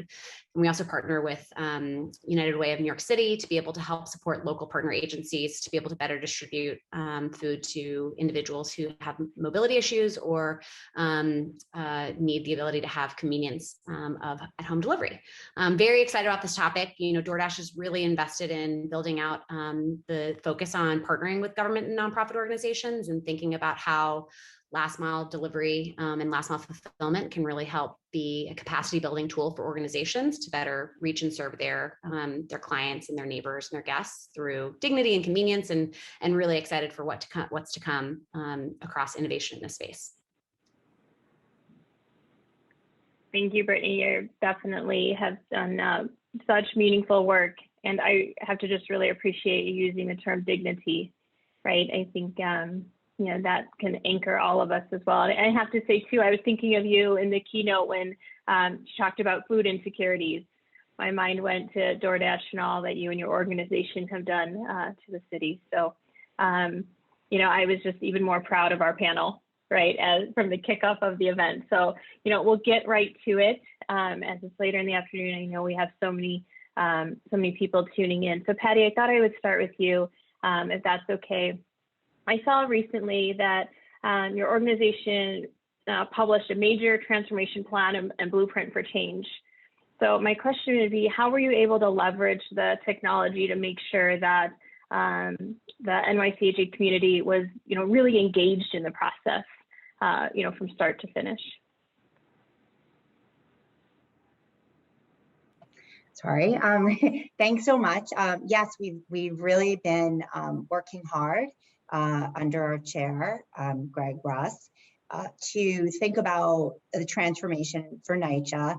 And that had started prior to the pandemic, but it changed dramatically. There had been a lot of outreach to the community in the early period, but then we had to change direction a bit and think about how do we engage residents. And I think the reason it's so important is technology is actually folded throughout the transformation plan, because obviously technology, as I said, technology is only really important, I believe, as it can help us achieve the goals of the organization. And so the transformation plan aims to really center on what are the outcomes we want to achieve in NYCHA.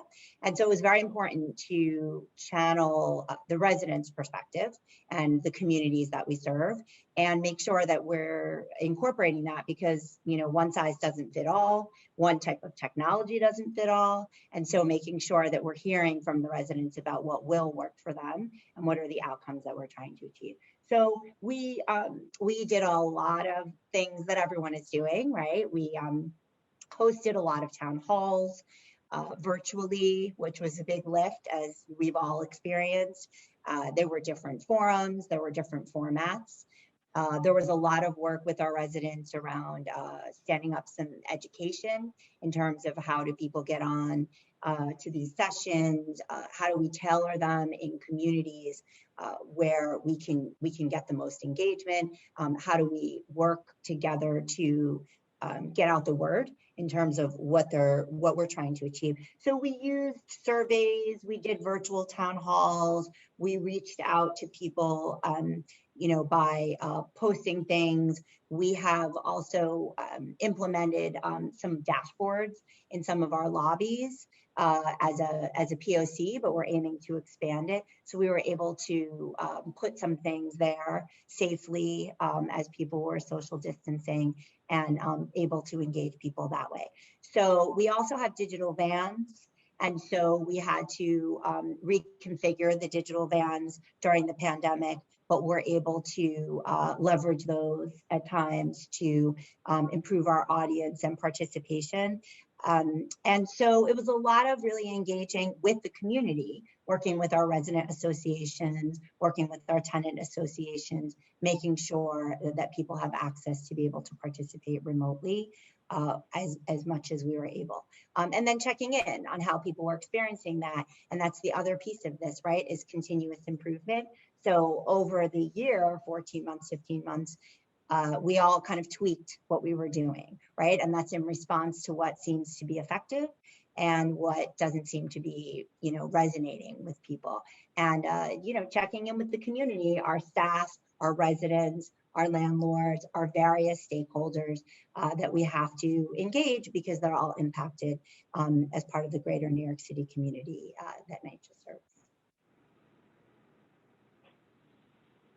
Thank you for sharing, and from start to finish, and thanks for saying the work is not ever done, and so much connection had to be done, and continuous connection and checking in. So I think that kind of leads me to Victoria. This might be a bold question for you, but we talk a lot about connecting to the community, but what really needs to happen below ground, above ground, to make all of those things we heard all day today work? And probably the bold question, are we 5G ready?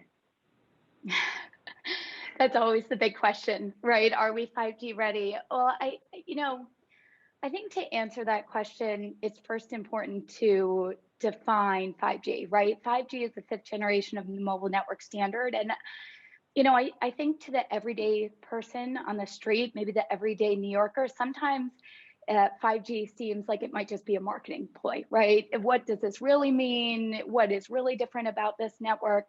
And I always think it's important for industry and discussion topics like this. When we're talking about technology, we have to talk about how that goes hand in hand with the infrastructure and network architecture that needs to be deployed to support those technologies, right? So if we want to move to a place where we have autonomous vehicles or some sort of AI or robust remote learning and robust telehealth applications and attracting the next and best in New York City, we really need to invest in our underlying infrastructure that supports 5G.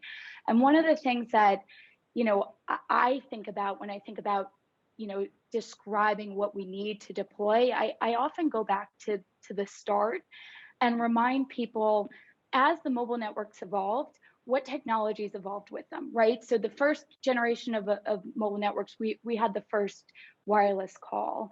And as we moved to a second generation, we shifted from analog to digital, and poof, the technology, what were we able to do? The application, text message.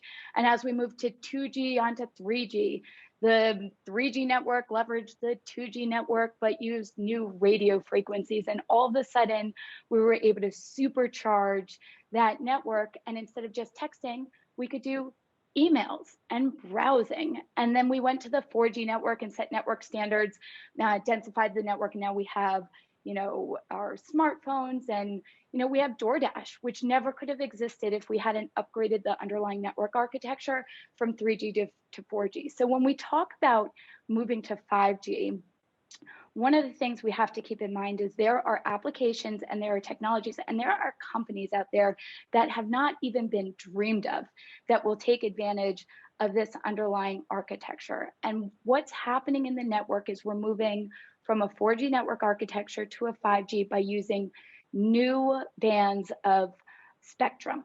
This is not new. We did it from 2G to 3G. Now we're doing it from 4 to 5.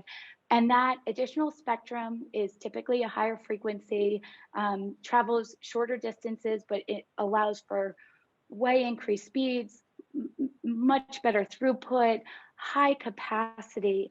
And when we talk about this in the context of our underlying infrastructure, we take 4G sites that are deployed today. If we put a 5G radio on them, those signals cannot travel as far. So in order to get the coverage and capacity we need to add additional sites.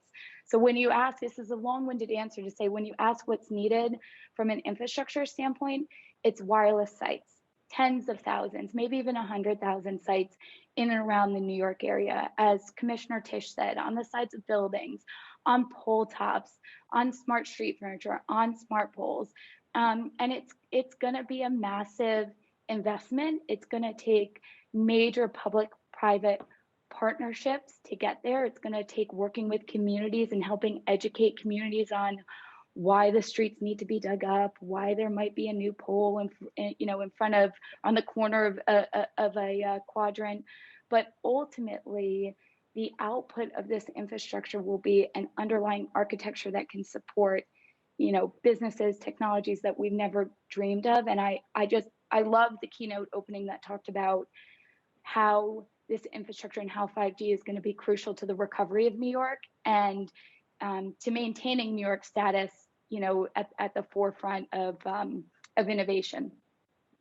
So I may have been a little long-winded. Did I answer your question there, Kristen? Thank you. I think above and beyond, I feel more educated every minute today of learning, but I think undoubtedly there's just so much passion, right? And passion creating, you know, outcomes. And so you talked a little bit about, you know, what the impact to communities will be, right? To New Yorkers, right? With a road maybe being dug up or a new pole, right? And some of those things that might seem like nuances. So Deshard, I thought I would maybe kind of, you know, turn to you as the CIO or the NYC Commissioner of Human Rights, if you wanted to talk, you know, if you could, with us a little bit about, you know, how the commission is using technology to reach out to communities right now. What are some of those efforts? Yeah, so the Commissioner of Human Rights is the city agency that's kind of tasked with enforcing the human rights laws of New York City. And so I kind of, as the pandemic hit, we still needed a way to reach out to these communities and to continue the work that we were doing. So we utilized a lot of the webinar platforms to not only continue the case management process so that we can do virtual depositions, we can do virtual intakes so that we can continue filing complaints and meeting with the constituents to kind of understand what their area of discrimination are, as well as continue to kind of host our trainings and workshops and reaching out to the community so that we can give them this information so that they had a place to go to kind of learn more about the human rights laws, about what to do if they feel like they've been discriminated against, kind of what to kind of do if they feel like they're experiencing workplace harassment, We also kind of utilize a lot of our social media platforms to kind of do campaigns to kind of like, hey, this is what we're doing, kind of reach out to the commission this way by these vehicles. We also kind of partnered with some of our artists in residence to kind of utilize both technology and art and imagery to kind of get the word out there for healing. So one of the artworks that we do that combine technology and art was May We Know Our Own Strength art installation that kind of was on display from April 1st to May 15th. And it was just kind of a visual representation and a way for people in New York City to kind of share their stories if they've ever experienced not only sexual harassment, but kind of gender-based assault as well. To just kind of heal together as a community, because we know that sharing your stories kind of will let other people kind of know that they're not going through this alone. And so what we did was, as people submitted their stories and kind of like shared their experiences, we had about 16 interconnected printers that kind of like shot out to basically you had a signal on a light bulb that was in one of the storefronts that kind of like lit up every time somebody submitted a story, so that you can kind of see like in real time people submitting the stories and kind of have like a lapse overall of like, all right, these are the number of people who are sharing their experiences here, and so that you're not alone, you're not going through this by yourself. And so the commission really tries to kind of focus on areas where we can not only disseminate and share information, but also to make sure that we're continuing to reach out to the communities, that they have various methods, if not in person, other ways to kind of reach out and contact the agency here so that we can continue doing the work and serving the public in New York City. I think no shortage of work or intake done by you and your team. And I have to really say, you know, I obviously didn't know what you were going to share, but I love that in our digital tech, you brought up the power of art and being able to be expressive and having a place to share your story. So I just, you know, commend you for that. And that's what makes New York so special, right? There is something for everybody. You know, and I think, you know, as I opened, right now, there are such opportunities to learn because people are sharing stories like no other. You can be on LinkedIn or Twitter or on Instagram, and in a hot second, you can learn something, right? You have to check sources and whatnot, but there's opportunities to learn so great. And it doesn't have to either be on social, it can be through the power of art too. So, you know, that resonated with me. So thank you for all of your work. I know we keep tying back to our keynote with Commissioner Tisch. I don't know if she's listening. It's not intentional. We're not trying to gain extra points with her. It was just so powerful. But, you know, Brittany, when I heard her really talk about, you know, food insecurities and I, you know, there was emotion behind that. I myself, right, found myself pausing and trying to, you know, be in that moment of what it's like to, you know, have to serve and be a rapid response in that. And so DoorDash has been instrumental, right, to the city and around the country in connecting technology and partnering with non-for-profits and schools to, you know, work to close the gap, right? It might be a digital gap, but there definitely was an equitable gap that was experienced too, and perhaps still is. So I was wondering if you'd be able to share a little bit about your organization's meaningful efforts. Yeah, I'd happy to. Yeah, I think you're really hitting the nail on the head with that comment. I think what's really interesting is that you know, DoorDash and the DoorDash Drive platform, which is the white label fulfillment platform that leverages the DoorDash technology and leverages the DoorDash fleet to be able to enable other merchants, retailers, nonprofits to be able to have access to the last mile fulfillment tools that the DoorDash platform operates on is really, it's very powerful. And you know, it's what fuels deliveries for, you know, major grocery partners and, you know, Macy's and Petco and all these amazing kind of retailers. And it only makes sense that we can also use that same kind of powerful infrastructure and really, you know, remarkable technology and, you know, Dasher fleet to be able to provide the ability for nonprofit organizations to better connect and serve to the individuals that they're supporting and serving. I think something that really excites me about the work that we're doing currently is, you know, through partnerships with, a variety of different pantry partners, specifically in New York, and then also food banks across the country, we're really thinking about how can we not only say we're here for kind of the last mile delivery and to quite literally, pick something up and drop something off and to a person that could benefit from having that greater convenience. But also what we're doing is we're saying, how can we also, from a technology perspective, really collaborate with the nonprofit organizations so that we're not, applying a one-size-fits-all solution to a place where a one-size-fits-all solution won't work. So we're trying to navigate how can we make sure that we're, enabling the adoption of utilizing, a DoorDash platform to be able to be accessible for individuals or for organizations that don't have any tech resources, that don't have any kind of tech department or ability to integrate into a system. And how can we already look at different platforms that are being utilized by the partners and the nonprofit organizations that we want to partner with, and consider working with them as kind of already existing technology that the organizations, that the nonprofits are familiar with. And through that, then give access to the delivery. And so I'm really proud of the way that, DoorDash is not just saying, hey, here's a solution we can solve, but rather thinking about what's actually your problem and are there ways that we can, be kind of in the trenches with you, so to speak, as you're trying to figure out how you have that greater level of reach. And I think something that was, particularly impactful that happened over this past year is seeing the insane lines that were taking place at food banks and food pantries across the country, and how difficult it must be to not only be, living being in a situation where you don't know where your next meal might be coming from, but also having to potentially wait for hours in order to be able to receive that.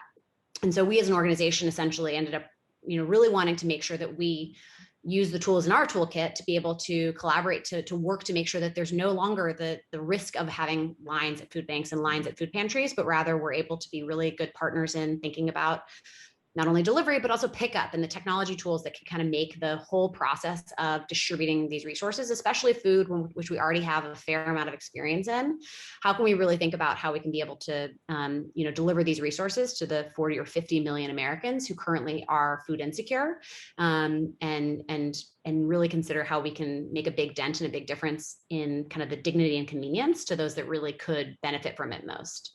So that's all stuff that I'm really excited about for, we're only scratching the surface today, but tons of opportunity ahead and really hopeful, as Patty alluded to, like that there's strong outcomes where adding this layer of convenience can help with individuals have greater access to food and then potentially, other outcomes across their lives, which would be really exciting to be able to play a role in. Brittany, I think you also touched on one other thing that Patty was also getting to, which is the importance of there's no one size fits all. And it is so critical in this day and age to get in there with your partners and problem solve, right? Like we no longer can be in our own silos. We need full public-private partnerships. We need input from the communities. We need an understanding from, the commercial side and the business case of what's actually going to be able to drive the revenue to support some of these technologies moving out. And I think that is something that we're consistently seeing and certainly has been brought to the forefront over this past year because of the nature of the amount of challenges that we've all seen. Like, this is not a situation where you can have a standard customer vendor relationship. You've got to be in there with your customers, with your vendors as partners, solving problems. Without a doubt. And I think that, one of our DoorDash values is being customer obsessed. And I think in this situation, it's really understanding, our customer is not only the food bank, food pantry, nonprofit, government agency, but it's also the end recipient, the individual that's actually receiving the services, or the family, the resources. And so how can we really pay attention to being, again, partners for those organizations to make sure that that end recipient is having a very positive experience and seamless application, process of receiving that resource. Yeah, I can just jump in really quickly, and I'll just say also that as it goes along with that is that it can't just be one part of the problem. Like, in addition to it not being one size fits all, no longer can we afford to sort of have one vendor or one agency or one component of the problem solved.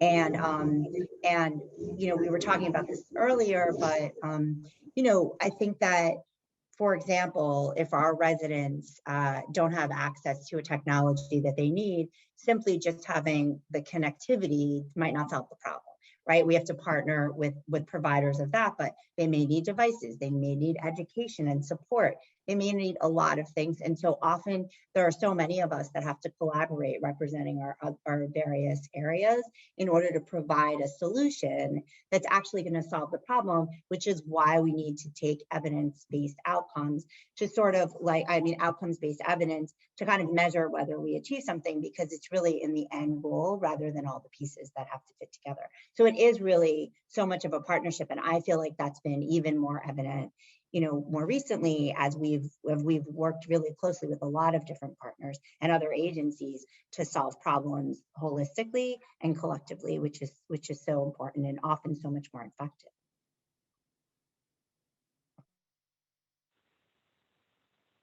Thank you, ladies. I think, speaking of partnership, we've heard it, echoed throughout our time together. Partnership really being, table stakes, if you will, no longer nice to have, but great partnerships. I think Leena's probably, we're so lucky to have her, because if we could just walk through it, we will have a chance to listen to, as Deputy Commissioner of Operations for New York City Department of Buildings, your team partnered with so many city agencies, for COVID response, to education. And so I'd wonder if you can walk us through some of that cross collaboration and agency partnership and all you did to serve the city. Sure, yeah. So just building upon what Patty and everyone else have been saying, outcomes and partnership. So yeah, during COVID, I would say there was, pre-COVID, there was essentially a digital transformation that was underway at Department of Buildings, where the goal was, or the goal is, continuing to transform the agency,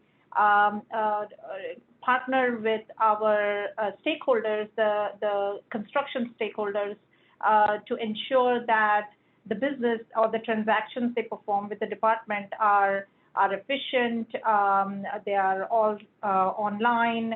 The focus was to ensure that we cut down on the foot traffic and trying to make this all online, be more transparent on our processes and our service levels, and all in all, try to, the goal is continuing to be to transform our processes. So this was in progress pre-COVID. COVID just made it more urgent, I would say, during the early months of COVID, when several services were shut down. I would say construction was one of the services that was deemed essential, and we had to come up with ways to keep the construction going, address all the needs from the various healthcare facilities that had to be needed, essentially, ways to stand up healthcare facilities in several places throughout the city, and so buildings played a pretty crucial role, I would say, in assisting that process, assisting to ensure that those facilities were up and running in following all the rules and regulations and all the safety measures that we had to that one had to take into account. During COVID, we had to almost overnight stand up several tools for our industry stakeholders to interact with us to get approvals on those essential construction projects, so to speak, and continue those construction during the COVID months. Then, as we move further into the COVID months, Department of Buildings, under the direction from our commissioner, Buildings Commissioner Melanie Laraca, and from the guidance from the mayor and City Hall, Department of Buildings had to partner up with several city agencies to assist with the schools reopening, bringing students back in schools in the most safest way as we possibly could. So we had to stand up a situation room here at Department of Buildings. It was a joint effort between several agencies, including Education, Department of Health, Test and Trace, and Buildings. So it was a joint effort with all city agencies, and technology played a role in the sense that we had to set up a call center so that we could have principals connect with us, connect with the situation room, report cases on their students, on their staff. We had to have a process to intake those cases, analyze, take proper interventions at the schools, at the classrooms, and in some cases the entire building itself. So it was a pretty, I would say, a crucial operation, and it is still going on. It is still an active situation room. It's still active. We are still making sure that schools continue to remain open. And now, as we get into summer, we are now focusing on the other sport activities, and then I'm sure soon the focus is going to be how do we fully reopen in fall. So I would say it was a huge effort. Several city agencies partnered up, and I think technology played a pretty crucial role in bringing together all of these agencies and having a process in place, as well as communicating with the principals and the community itself. There was a constant communication between the situation room to the principals and out to the school community, reporting on the progress we are making, the cases we are analyzing, and the interventions we are taking at various school facilities. So yeah, it was a joint effort between trying to keep construction going, as well as the schools and other operations continuing to operate. I think a few things. Anyone listening who has a New York City student is happy to hear the progress and all of the work for perhaps schools, to be open in a safe way. Thank you for your work there, and just really robust partnerships throughout the city. I think too, we heard earlier that all these pivots and changes, right, whatever the word we want to lean into, were made, for this moment, but will last and serve us for a long time, right? And from simplicity of, right, the marriage certificate we heard to, how do we, teach a student third grade from their home, right? And so definitely not a one size fits all, but such a deep conversation.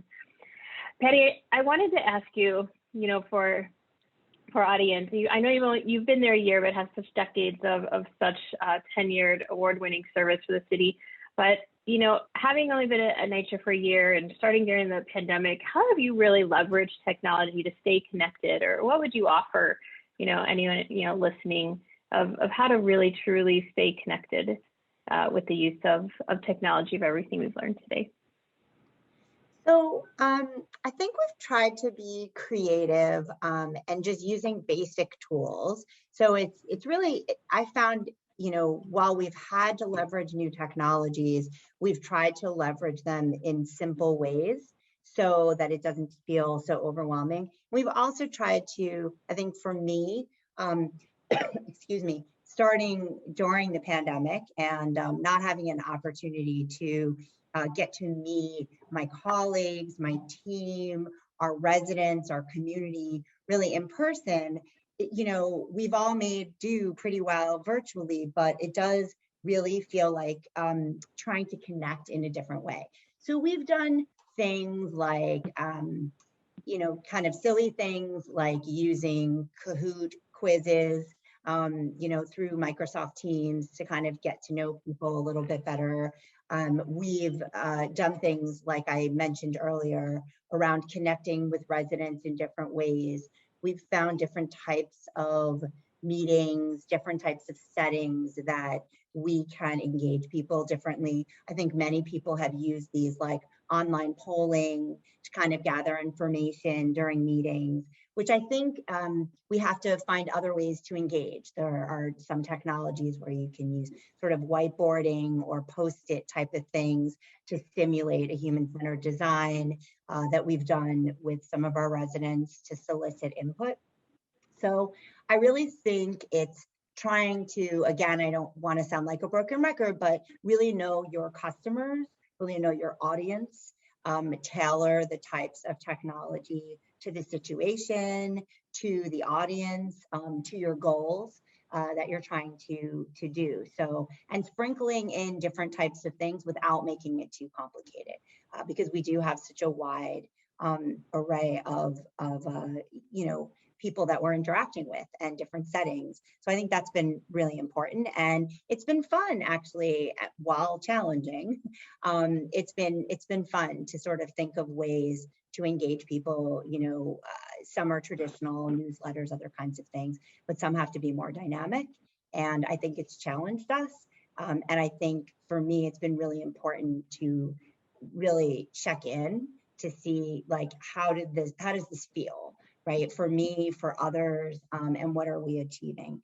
And it's been important to also use technology for downtime. So I think that, you know, in terms of using it for not just all business, that's been really helpful to kind of connect with people also. So it's been a challenge, but it's been really interesting. And I think, as other people said, some of it will last, I think. Like, I think it's forced us to create new ways to connect. And while I personally still miss a lot of the old ones and will be happy to get many of them back as we can continue to move forward, I cherish the opportunity to have been challenged to think of new ways. And some of those allow for new ways to connect that I think we should stick with. So that's been really exciting. Thanks, Patty. I know, myself included, I'm eager to meet a teammate that I've never worked with in person, but onboarded last year. So, but I'm glad you talked about, you know, our personal well-being too. I think all of you have such big jobs and big responsibilities, and you know, it's important to have your own downtime and you know, and your own wellness, and it might include technology for sure. But thanks for bringing it. I think to round us out, Victoria, just as an industry leader, you know, if you could maybe share some final thoughts on really should I use the word, the glue that'll keep this all together, right? Our infrastructure, our connections, but you know, what would you say that would be?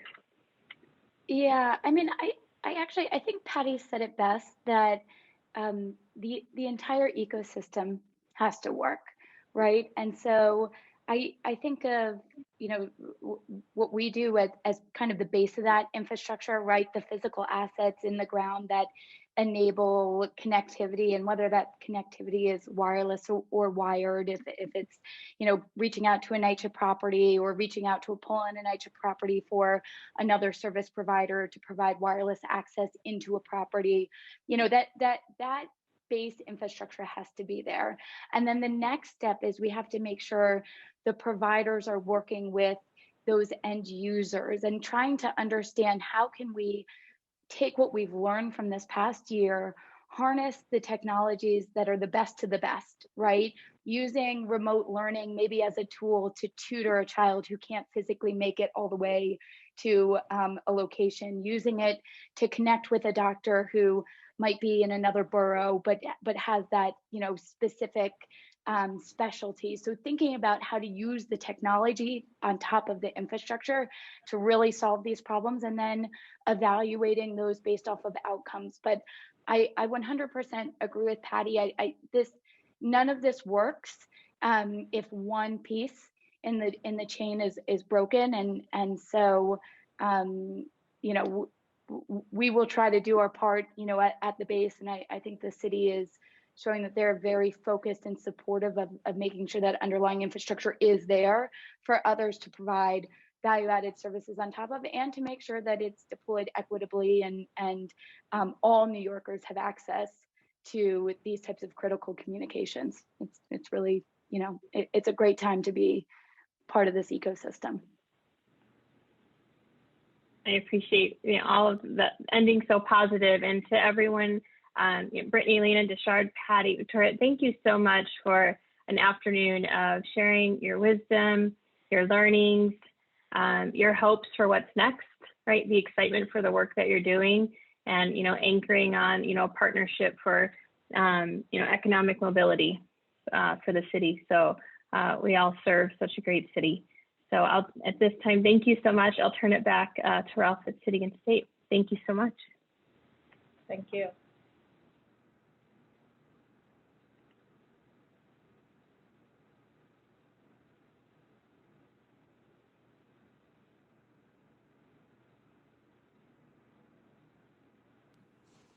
Ralph, I think you're on mute. Thank you. Sorry about that. Thank you so much. I'd like to thank our sponsors one more time for such an engaging program. T-Mobile, Boingo Wireless, CW, Data Miner, KPMG, Microsoft, Amazon, Ciena, DoorDash, ERI, Philips Lytle, Pure Storage, Charter Spectrum, VMware, Zenfi Networks, SolarWinds, Duo Security, and the Queen's Tech Council. This has been an exciting program for us today at City and State, and I want to say thank you to everyone who came, everyone who participated, and I'd like to invite you to continue on following our exciting events. We have a real estate construction event coming up on May 19th, another one on May 21st on focusing on state legislative, on the Bronx from the state legislative forum's perspective, as well as another event on Long Island focused on the legislative perspective as well. Thank you to everyone who has joined us. This has been an exciting program, and I am very grateful to all the participants, sponsors especially. Thank you so much, and I hope to all a very good afternoon and good night.